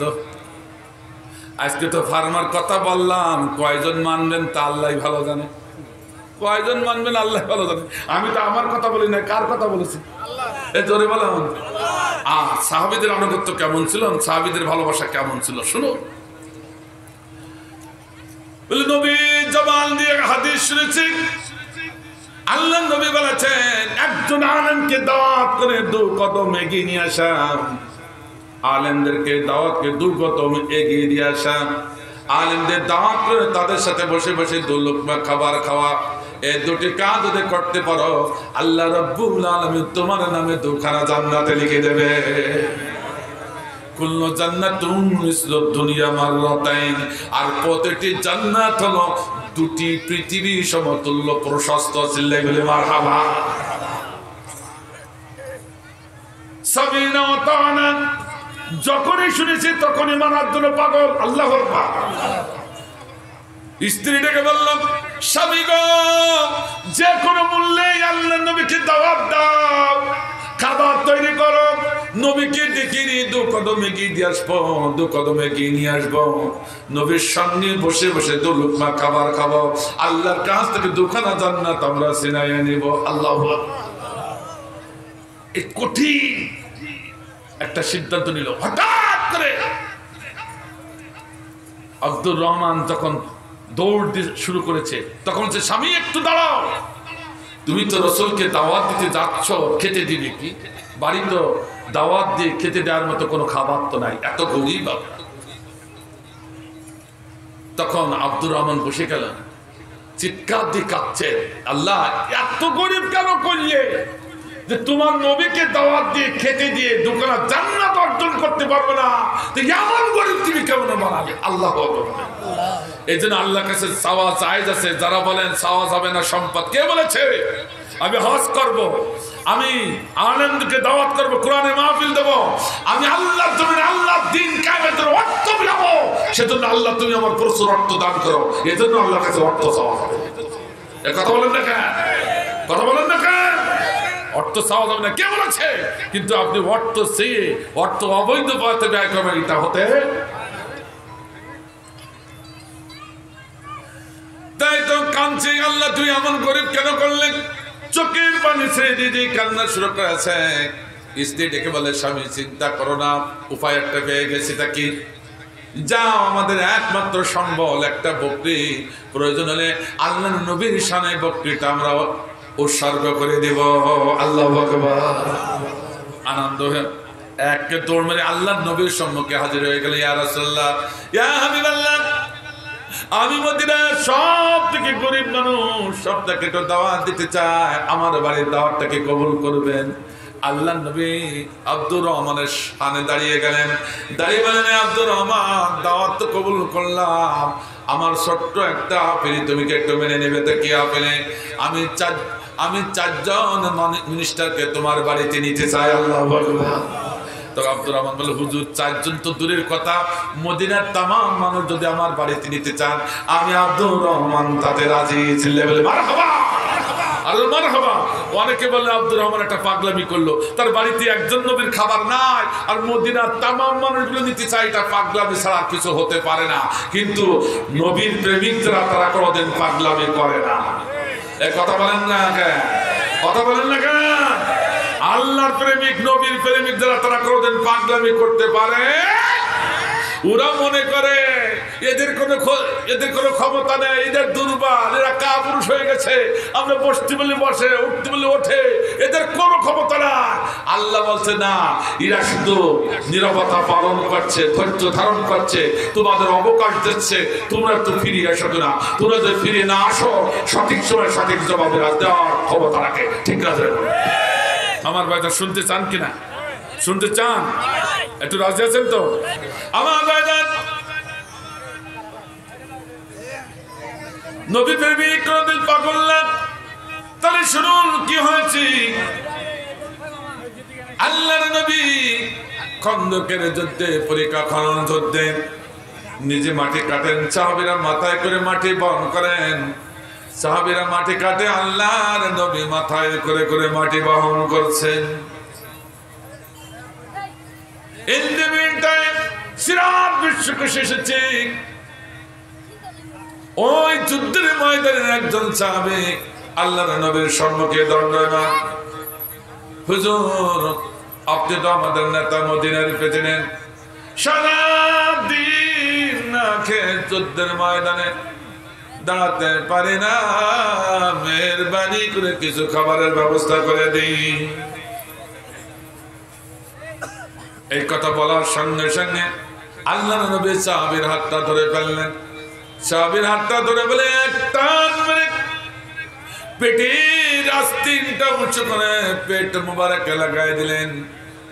লাগাই দিয়ে বললেন, সাহাবী রে, তুমি সারাদিন না খেয়ে যুদ্ধের ময়দানে, আর মুসলমানদের নেতা আখির জামানার নবী সাইয়্যিদুল মুরসালিন বিশ্ব নবী 3 দিন না খেয়ে পেটে বেল বেঁধে খন্দকের ময়দানে কাজ করে। আল্লাহু আকবার। এই কথা শুনিবা মাত্র ওই সাহাবী বললেন, হুজুর, আমার আপনার খোদার কথা শুনে তামাম দিনের খোদা দূর হয়ে গেছে। সেই হলো প্রকৃতি সাহাবী, সেই হলো প্রকৃতি মুমিন, সেই হলো প্রকৃতি নবীর উম্মত। আল্লাহর নবীর কষ্টের কথা শুনে যাদের নিজের কষ্ট লাগে, তারাই হলো প্রকৃত নবীর উম্মত। ঠিক না? আমার ভাইজান, সঙ্গে সে খবরটা যুদ্ধের ময়দানে ছড়িয়ে পড়ল। ওই যুদ্ধের ময়দানে হযরত সাহাবী জাবির রাদিয়াল্লাহু তাআলা আনহু ছিলেন। জাবির রাদিয়াল্লাহু তাআলা কানে চলে গেল, আল্লাহর নবী 3 দিন না খেয়ে যুদ্ধের ময়দানে। আল্লাহ নবী এক একজন সাহাবীর এক একটা দায়িত্ব দিয়েছিলেন। আলী কারামাল্লাহু ওয়াজহুর দায়িত্ব ছিল, আলীর তুমি শৃঙ্খলা মন্ত্রী, কোথাও কেউ যদি বিশৃঙ্খলা সৃষ্টি করে তার থাপ্পড় মারি বসিয়ে দেবে। উসমান জিন্নাইনকে বলেছে, উসমান রে, তুমি হলে অর্থমন্ত্রী, কোথাও এই সমাজে কোথাও কোনো অর্থ ইনভেস্টের প্রয়োজন হলে সেখানে অর্থ ইনভেস্ট করবে। জাবিরকে বলেছে, জাবির তোমার দায়িত্ব হলো মদিনার কার বাড়িতে উনানে হাড়ি উঠলো কি উঠলো না এটা দেখে আমারে খবর দিবে। আমি রাসূল মদিনার রাজপ্রাসাদ থেকে তার খাবারের ব্যবস্থা করব। আল্লাহু আকবার। এই ছিল মুসলমান নেতা, ঠিক কিনা? হযরত জাবির কানে যখন গেল নবী 3 দিন আগে যুদ্ধের ময়দানে একটা দৌড় দিয়ে জাবির রাদিয়াল্লাহু তাআলা বাড়িতে হাজির হয়ে গেলেন। স্ত্রী বাড়িতে কোনো খাবার আছে নাকি, তা না তো তেমন কোনো খাবার নাই। তো কি হয়েছে? আল্লাহর নবী 3 দিন না খেয়ে যুদ্ধের ময়দানে কাজ করে। জাবিরের স্ত্রীর সঙ্গে সঙ্গে বলে, স্বামী গো এখনো বাকি রয়েছে আমার খাবারটুকু, আমি এখনো খাই নাই, যেটা বন্টনে আমার পড়েছিল দিয়ে গিয়েছিলেন, আমি এখনো খাই নাই। কিন্তু আল্লাহর নবী আখির জামানার নবী আমাদের নবী যখন যুদ্ধের ময়দানে 3 দিন না খেয়ে, আমি নবীর উম্মত হয়ে খেতে পারি না, আমার তামাম খাবারটুকু আমার নবীর জন্য ওয়াকফ করে দিলাম। আল্লাহু আকবার। ওমা আপনি শুনতেছেন কিনা জানি না, নবীকে এত ভালোবাসতো, নবীর আনুগত্য এতটা করতো, নবীর ইত্তেবা এতটা করতো, আমার নবী না খেয়ে আমি খেতে পারি না। ও মা, সেই নবীর দেখানো, সেই নবীর দেওয়া ইসলাম আজকে বাংলা জমি থেকে বিদায় হতে চায়। তোমার সন্তানগুলো রয়েছে, কেন তুমি নবীর সুন্নাতের জন্য একটি সন্তান দিয়ে দিতে পারলে না? আমার ভাইরা সঙ্গে সে 2 হাতে করে 2 পাত্রে, 1 পাত্রে 3টি রুটি মতনক্ক রয়েছে, আর এক পাত্রে কয়েক পিস গোশ। 2 পাত্রে পরে 2 হাতের পরে 2টি পাত্রে নিয়ে দৌড়ালেন।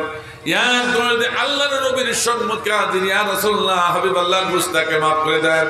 যুদ্ধের ময়দানে ব্যস্ত থাকার কারণে আপনার তাঁবুর খবর নিতে পারে নাই, আপনার তাঁবুতে খাবার তৈরি হয় নাই, খবর নিতে পারে নাই, মেহেরবানি করে আপনি খেয়ে নেন। আল্লাহ নবী দাঁড়িয়ে গেলেন, দাঁড়িয়ে বললেন, আমার সাহাবীরা আমি সহ যাবি তোমাদের খাবার দাওয়াত করলো।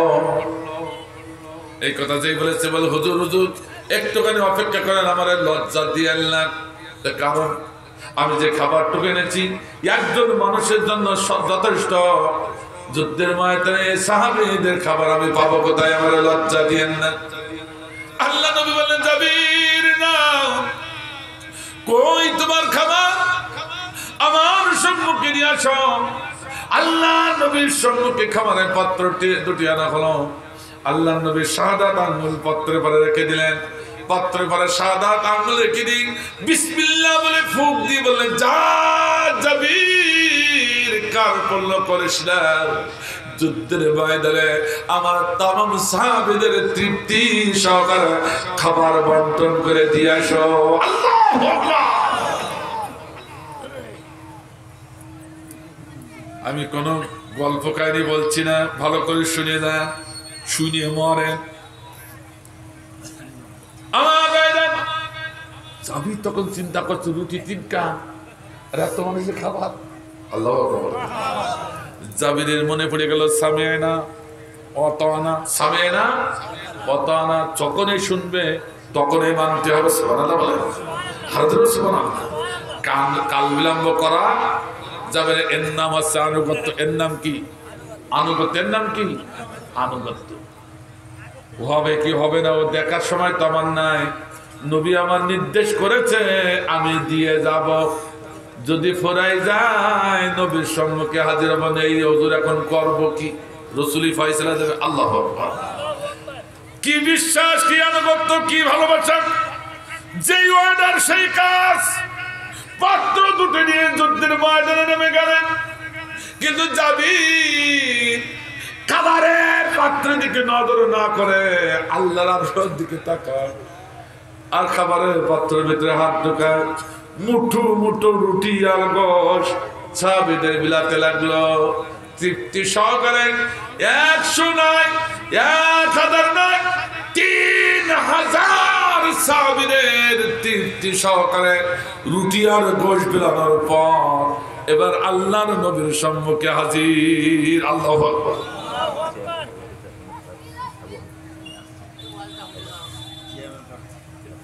আমার ভাইরা, অসুবিধা হচ্ছে আপনাদের? আল্লাহ নবীর সম্মুখে এসে হাজির। আল্লাহ বলছে জাবির কি হলো? বিলাইছো? হ্যাঁ হুজুর। কেউ বাদ পড়ি না তো হুজুর। ও জাবির, তুমি কি কিছু খাইছো তা না হুজুর? তৃপ্তি সহকারে যখন বিলাইছ আমার ভাইরা, সঙ্গে সঙ্গে নবী বললেন জাবির পাত্রের ঢাকনা দুটো উল্টাও। আল্লাহ নবীর কথা মতো পাত্রের ঢাকনা দুটো উল্টালো। উল্টায় তাকে দেখে বাড়ির থেকে যে গোশাদ উঠিয়ে এনেছিল তা এখনো পাত্রের নিচে অবশিষ্ট রয়ে গেছে। চিল্লাই বলে মারহাবা। দেওয়ার মালিককে আরো জোরে বলেন। মাঝে মাঝে ওরকম করে চিৎকার করে না খেয়ে যে মারা যাবো। وما من دابة في الأرض إلا على الله رزقها। এর দিকে তাকায় থাকার দরকার নাই, ওর দিকে তাকায় থাকার দরকার নাই। ও না দিলে মারা যাবা, ও না দিলে খেতে পারবো না, এটা না। সমস্ত রিজিকের ব্যবস্থা কে করে রেখেছে? আর কে করে রেখেছে? পৃথিবীর এমন কোন মুখের সৃষ্টি আমি আল্লাহ করি নাই যাদের রিজিকের ব্যবস্থা আমি আল্লাহ আসমানে এবং জমিনে রাখি নাই। আল্লাহু আকবার। কথা বিশ্বাস হয়? হয়, বিশ্বাস হয়। আমার বেদানুগত্য কার মানে? আমি শুধু এই কথাটাই ঘটনা শোনা আসল উদ্দেশ্য না। আসল উদ্দেশ্য সামিনা ওয়া তাআনা। সঙ্গে সঙ্গে মানতে হবে কোরআন হাদিসের কথা। এর নাম হচ্ছে আনুগত্য। যা সাহাবীরা মানলেন। আমার ভাইজান, আমি বলতে যেটা চাইছিলাম, আজকে যদি জাবিরের মতো এই আনুগত্য যদি আমাদের ভিতরে তৈরি হতো তাহলে বাংলাদেশের মুসলমানদের এই দুরবস্থা কোনোদিন হতো না। ঠিক না? ধরে বলো। যেখানে 95% মুসলমান, সেখানে বাংলাদেশের মুসলমানদের কোরআন অবমাননা হবে, এটা তো সহ্য করা। আসতে বললেন কে?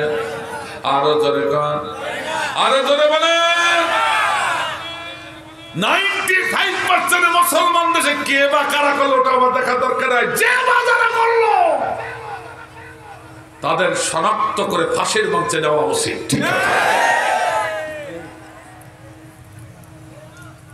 কোরআন হচ্ছে মুসলমানদের কলিজা। এই কোরআনের জন্য ফাঁসির মঞ্চে হাসি মুখে মেনে নিয়েছে। এই কোরআনের জন্য আগুনের কুণ্ডুকে মেনে নিয়েছে। কথা বলেন ঠিক কিনা? কথা বলেন ঠিক কিনা? তবু বাতিলের কাছে মাথা নত। আসতে বলে বলো। সেই কোরআন অবমাননা হবে, মুসলমান তাকিয়ে তাকিয়ে দেখবে। এটা তো হতে, এটা হতে। আমরা বলেছি তোমরা যা করছো এটা ঠিক করছো না। মুসলমানদেরকে এভাবে মনে করো না এরা কিছু বোঝে না। এক কাক গাছের ডালে বসে পায়খানা ফেলছে, আর কাক তো একটু বোকা টাইপের।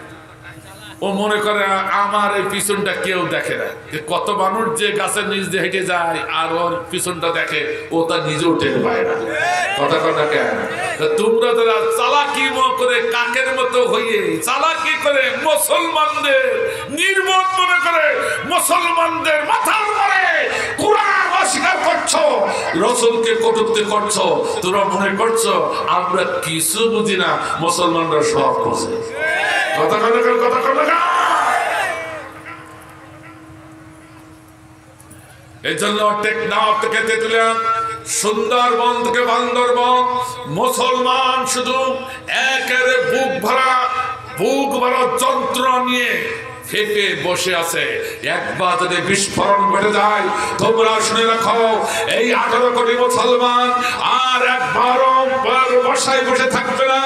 একবার যদি নেতৃত্বে ডাক এসে যায়, একবার যদি বাংলার জমিনে মুসলমানরা রাজপথে নেমে যায়, তোমরা শুনে রাখো, যত বড় শক্তি তোমরা দেখাও না কেন, যত বড় কাকের চালাকি দেখাও না কেন, সমস্ত চালাককে উৎখাত করে বাংলার জমিনে কোরআনের রাজ ইরাই কায়েম করবে। কেউ ঠেকাবার ক্ষমতা রাখে না ইনশাআল্লাহ।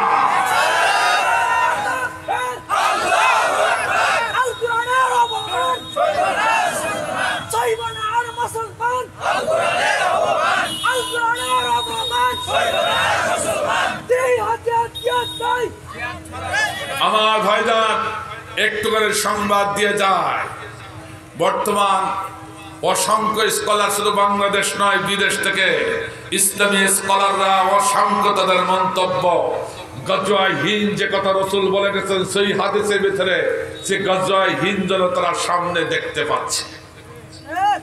আল্লাহু আকবার বলেন। তার সূচনা তৈরি হয়েছে তালেবান। আল্লাহু আকবার বলেন।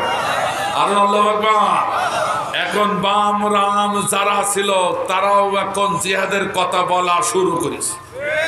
আজ আগে যে জিহাদের কিতাব পেলে ধরে ধরে জেলখানায় ঢুকাতো, ঠিক কিনা বলেন? এখন তারাও জিহাদের কথা বলা শুরু করেছে। আপনারা দেখেছেন গত 2 মাস আগে একটা সেমিনার হলো, আলেমদের সেমিনার ঢাকা প্রেস ক্লাবে। সেখানে ডক্টর ইনায়েতুল্লাহ আব্বাসী এবং কামাল উদ্দিন জাফরি সাহেব ছিলেন ইসলামের পক্ষে, অপর পক্ষে ছিলেন ডক্টর জাফরুল্লাহ খান, জাফরুল্লাহ চৌধুরী, যিনি মুক্তিযোদ্ধার কমান্ডার এবং স্বাস্থ্য মন্ত্রণালয়ের আহ্বায়ক, এবং বীর প্রতীক ইব্রাহিম, এই 2 জন ছিলেন। ওখানে আলোচনা হলো, কোরআনের আলোচনা হলো, জিহাদের পরে আলোচনা হলো। জিহাদকে একটু কটাক্ষ করলো, সে কটাক্ষ করার পর ইনায়েতুল্লাহ আব্বাসী এত সুন্দরভাবে উপস্থাপন করলেন জিহাদকে। শেষকালে ডক্টর জাফরুল্লাহ খান উঠে বলল, ও আব্বাসী, আমাদের দেশের মুক্তিযোদ্ধাদের ভিতরে ফরমালিন ঢুকে গেছে। কি মানে? ফরমালিন আছে, কিন্তু আসল মুক্তিযোদ্ধা হলো তালেবান, কারণ এরা একমাত্র জিহাদ করে শান্তি প্রতিষ্ঠা করেছে। আল্লাহু আকবার। এই যে আমি বুঝেছি, এতদিন পরে আমার বোধোদয় হলো, এদেশে শান্তি আসতে হলে একমাত্র জিহাদের মাধ্যমে। আল্লাহু আকবার বললেন না? আল্লাহু আকবার বললেন না? আমি পুলিশ প্রশাসনিক ভাই, সিআইডি ভাইকে বলবো, ও ভাই, এটা যদি মিথ্যে কথা হয়, 7টি মিডিয়া এসেছিল, অসংখ্য জাতীয় পত্রিকা এসেছিল, তার কথাগুলো একটু খুঁজে দেখুন। আমি বলি নাই, তিনি বলেছেন এদেশে যদি শান্তি আসতে হয় একমাত্র জিহাদের মাধ্যমে শান্তি আসবে। আল্লাহু আকবার। আমরা বলিনি, কুরআন তো বলেছে, কিন্তু এখন বামরাও বলছে। আল্লাহু আকবার বললেন না? তাতে বোঝা যাচ্ছে গজওয়ায়ে হিন্দ, পাকিস্তান তো প্রস্তুত হয়ে গেছে গজওয়ায়ে হিন্দের জন্য। তাকে আপনারা জানেন না জানেন না? পাকিস্তান প্রস্তুত হয়ে গেছে, আর আরেকটা দেশ প্রস্তুত হয়ে গেছে গজওয়ায়ে হিন্দের জন্য। বাংলাদেশও সেই দিকে যাচ্ছে। আল্লাহু আকবার বলে।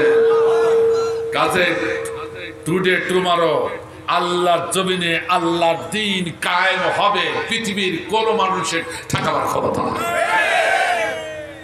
লা তাহিনু ওয়া লা তাহজানু আনতুমুল আ'লাউনা ইন কুনতুম মুমিনিন। চিন্তা করো না, ঘাবড়ে যাও না, অটল থাকো। একটি দল ইসলামের পরে, কোরআনের পরে, অবশ্যই অবশ্যই এখানে তোমরা বিজয়ী হবে, তাতে কোনো সন্দেহ নাই। কথাটা আরে ধরে বলে, কথাটা আরে ধরে কথাটা। শ্রাবণী ইসরায়েলের 16 নম্বর আয়াতে বলেছে, ওয়াইজা আরাদনা আন নুহলিকা ক্বরিয়াতান আমারনা মুত্রাফিহা ফাফাসাকু ফিহা ফাহাক্কা আলাইহাল কাউল ফাদাম্মারনাহা তাদবীরা। যে জাতি একের পর এক ইসলামের পক্ষের শক্তিকে দুর্বল মনে করে তাদের পরে জুলুম নির্যাতন, ফায়ার, তাদেরকে জুলুমের পরে জুলুম, নির্যাতনের পরে নির্যাতন, জেলের পরে জেল খাটা, ফাঁসির পরে ফাঁসি দিয়া তাদেরকে দুর্বল করতে চায়, শেষ করতে চায়, নিশ্চিহ্ন করতে চায়। এই মানুষগুলো, এই নিবৃত্ত মানুষগুলোকে যখন নিশ্চিহ্ন করার জন্য বাংলার জমি থেকে উঠে পড়ে লাগে, তখন আমি আল্লাহ আর বসে থাকি না। ওই জাতিকে পাপাচারে লিপ্ত করে দিয়ে, ওদের পাওয়ার কারো বাড়িয়ে দিয়ে, এমন পাওয়ার বাড়ায় দিন ধরাকে সরাকার মনে করে কোরআনের পক্ষের মানুষের পরে যখন শরীফ হতে থাকে, তখনই আমি আল্লাহ ওদের মসজিদে আকাশে ছাড়ে মানুষে শেষ করে দিই। পতাকা কর করি দলিল শ্রাবণী ইসরায়েলের 16 নম্বর আয়াত। পারলে একটু খুলি পড়ি দেখে। অসুবিধা আছে নাকি? আমি কোরআন বলছি, তো আপনার কাছে রাজনীতি হচ্ছে কেন? হ্যাঁ, তো কোরআন বাদ দিয়ে দেবো? ও মুরব্বী, কোরআনকে বাদ দিয়ে দেবো না? মুরব্বী ঠিক আছে না, কোরআন চল। আল্লাহুম্মা আমিন, আল্লাহুম্মা আমিন। আমার ভাইরা, অসুবিধা আছে নাকি? মানে 3টি পয়েন্ট বলেছি, একটুখানি অপেক্ষা করেন, আর একটু যেতে দেন। অসুবিধা হচ্ছে? আমার ভাইজান, 4 নম্বর হল আল্লাহ নবী যেটাকে হ্যাঁ বলেছে সেটা হালাল, যেটাকে না বলেছে হ্যাঁ কথা ঠিক আছে? এবার কথা আমার বেদমান আতাকুবুর রুসুল ফাকুযুহু ওয়া মা নাহাকুম আনহু ফান্তাহু ওয়াত্তাকুল্লাহা ইন্নাল্লাহা শাদীদুল ইকাব। সিল্লাই বলে মারহাবা। কথা কে বলেছে? আরো জোরে বলুন। কাজে নবী যেটাকে হ্যাঁ বলেছে সেটা না বলার ক্ষমতা কারণ। আরো জোরে বলুন কারণ। আরো জোরে বলুন কারণ। অথচ আমরা নবীর আদর্শ বাদ দিয়ে চলতেছি, এরকম লোক আছে কিনা? পরের কথা বলি কি হবে, আমি নিজের কথা বলি। আমার ভাইজান, আমি কলেজ থেকে বের হয়েছি। কলেজ থেকে বের হয়ে দেখি কয়েকজন পাক্কা মুরব্বী আল্লাহ আল্লাহ, দেখলে মনে হয় জান্নাত থেকে কেবল পালাই এসেছে। ওনারা একজন দাড়ি পাকা রিক্সাওয়ালা রিক্সা ঠেলে আনতেছে, বলছে আসসালামু আলাইকুম। ওয়ালাইকুম আসসালাম। আমি ওদের সাথে একটু দাঁড়ায় গেলাম, কথা বিনিময় হচ্ছে। বলছে বাবা তাকে চলো আমাদের সাথে একটু সময় লাগাও। আল্লাহর ঘরে ঘরে সময় দিলে বহুত ফায়দা। ও ভাই কেউ রাগ করেন না ভাই, আমি কথাটা বোঝাবার জন্য বলছি। বহুত ফায়দা হবে। বলছে হুজুর আমি জানি যে 3 দিন সময় দিতে পারলে খুব ভালো হতো, কিন্তু আমি দিব কি করে? আমার পরিবারে 12 জন সদস্য। কতজন? একজন আমি, শুধু ইনকাম উপার্জন ক্ষম আমি, আর কেউ নাই। তো আমি যদি এখন 3 দিন সময় দিত না, বাবা বাবা ও কথা বলো না, আল্লাহ খাওয়াবে। কে খাওয়াবে? কে খাওয়াবে? কথা বলার দরকার নেই, আল্লাহ খাওয়াবে। সময় দাও, আল্লাহ খাওয়াবে। এই কথাকে বিশ্বাস করা যাবে? হ্যাঁ, এই কথাকে বিশ্বাস করা যাবে? একটু নবীর জীবনে আল্লাহ বলছেন লাকাদ কানা লাকুম ফি রাসূলিল্লাহি উসওয়াতুন হাসানা। নবীর জীবনের দিকে একটু তাকিয়ে দেখুন। আল্লাহর নবী যখন ফাতিমাতুজ জোহরা হাত ধরে চোখের পানি ছেড়ে কাঁদছিলেন, ফাতিমাতুজ জোহরার বেহাল অবস্থা দেখে আল্লাহর নবী চোখের পানি ছেড়ে কাঁদছিলেন। ও মা, তোমার এমন অবস্থা কেন? তোমার আব্বাজান আপনার জামাতা 3 দিন বাড়ির থেকে চলে গেছে, খাবার অন্বেষণে এখনো বাড়িতে ফিরে নাই। আমি তাতে বুঝে ফেলেছি আপনার জামাতা কোনো খাবার অন্বেষণ করতে পারে নাই, সেই জন্য বাড়িতে ফিরি নাই। দেখেন স্বামী আর স্ত্রীর ভিতরে কি ভালোবাসা। 3 দিন এখনো বাড়িতে আসে নাই, কিন্তু কোনো খারাপ মন্তব্য নাই স্ত্রীর মুখে। কিন্তু আমার দেশের পুরুষরা যদি বলে আমি যাচ্ছি, এই দুপুরে ফিরে আসবো না, এই সন্ধ্যার আগে আসবো, সন্ধ্যায় আসলো না, রাত্রেও আসলো না, কালকে দুপুর সময় যদি আসে তখন মন্তব্য শুরু হয়ে যায়, ও কোথায় না কি করছে। এ কথা কথা। তো আপনাদের স্ত্রীগুলো খুব ভালো। কি সম্পর্ক ছিল স্বামী আর স্ত্রী? আর আমাদের স্ত্রীদের সম্পর্ক না হইলেও বা করবে কি? যেমন স্বামী তেমন স্ত্রী, ঠিক না? এক স্বামী বিদেশে যাবে, কিন্তু স্ত্রী খুব ব্যস্ত হয়ে গেছে তাকে পাঠাবার জন্য। স্বামীরা অত্যাধিক চালাক, অত্যাধিক চালাক। যে আমাকে, এটা বাস্তব ঘটনা যশোরে, বলছে আমাকে পাঠাবার জন্য এত ব্যস্ত হয়ে পড়েছে, তাড়াতাড়ি বেরো, তাড়াতাড়ি বেরো, ফ্লাইট লস করবা। এত ব্যস্ত হয়ে গেছে, কিন্তু স্বামীর একটু মনে খটকা জেগেছে। ব্যাপারটা কি? এত ব্যস্ত হয়ে গেলাম তাড়াবার জন্য। আমি যাচ্ছি, কয় বছর পরে আসবো, চোখের পানি নাকের ভিতরে এক হয়ে যাবে, অথচ আমার তাড়াবার জন্য ব্যস্ত।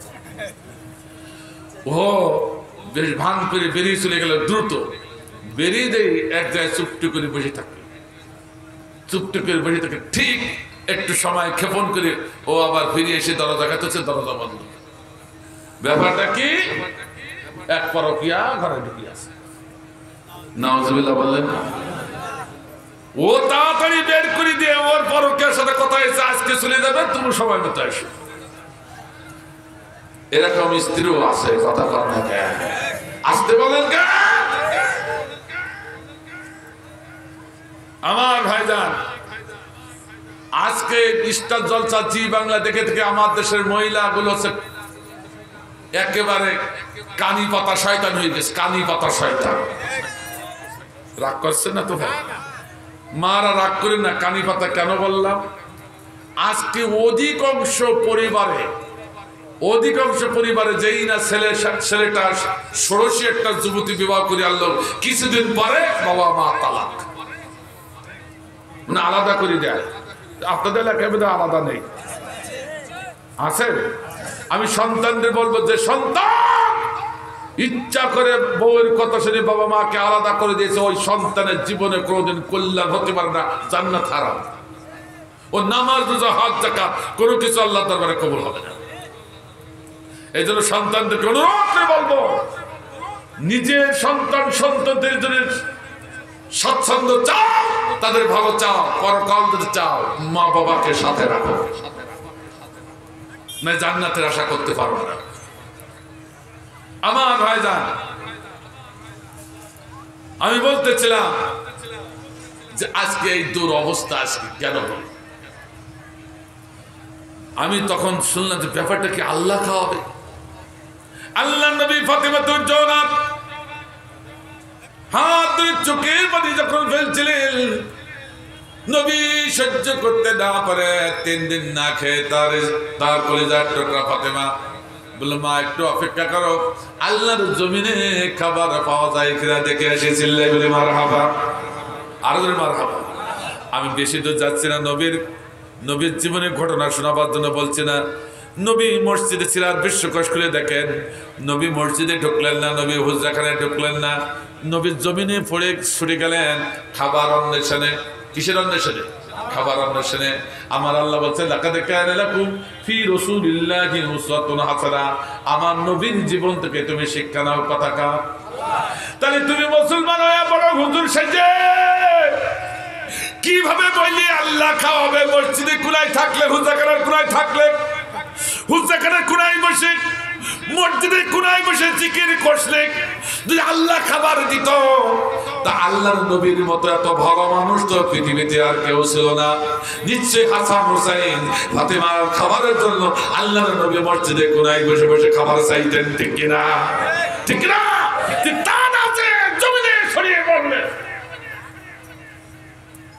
কেন আল্লাহ বলছেন, ফাইদা কুদিয়াতিস সালাতু ফান্তাশিরু ফিল আরদি ওয়াবতাগু মিন ফাদলিল্লাহ।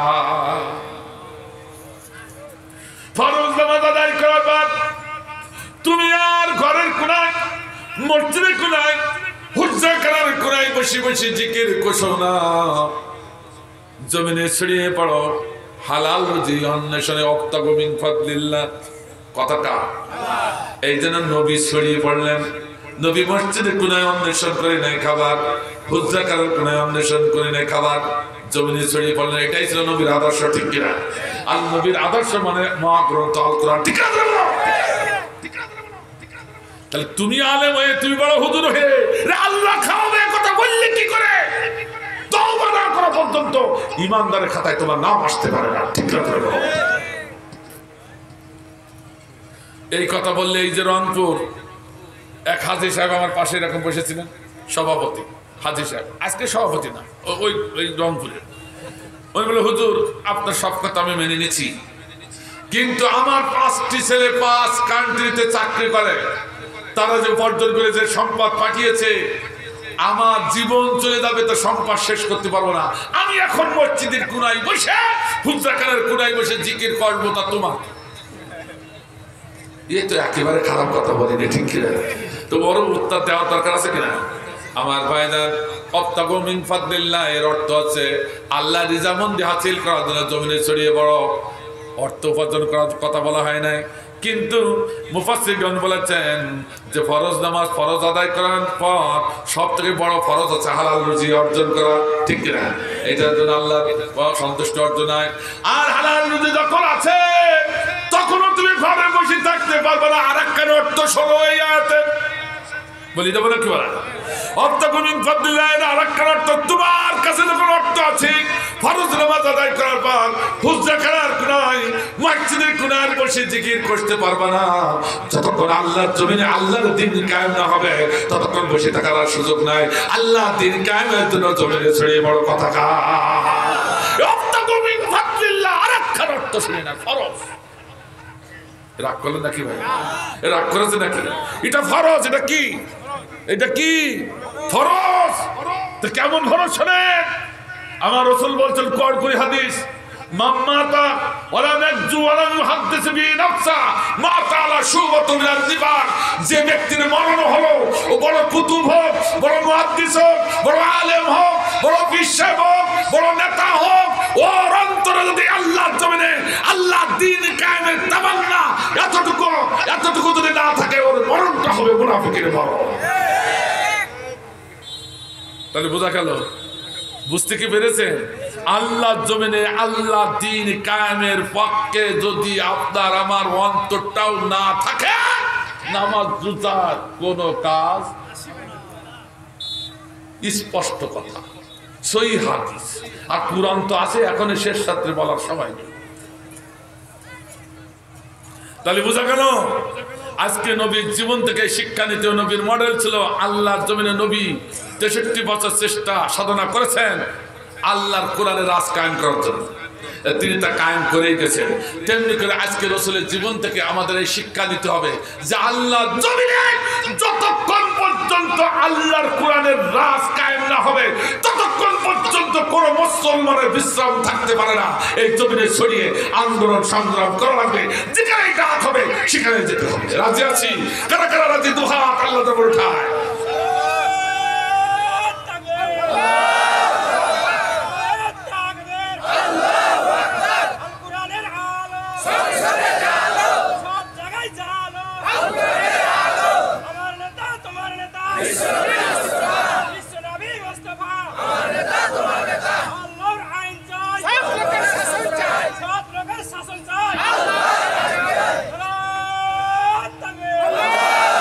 আলহামদুলিল্লাহ আল্লাহ করবো সবাই আল্লাহুম্মা আমিন আমার ভাইজান যেহেতু আগামীকাল মাহফিল আছে আজকে 11:30 বেজে গেছে আর নয় ইনশাআল্লাহ আগামীতে সুযোগ হলে আপনাদের শোনাবো ইনশাআল্লাহ।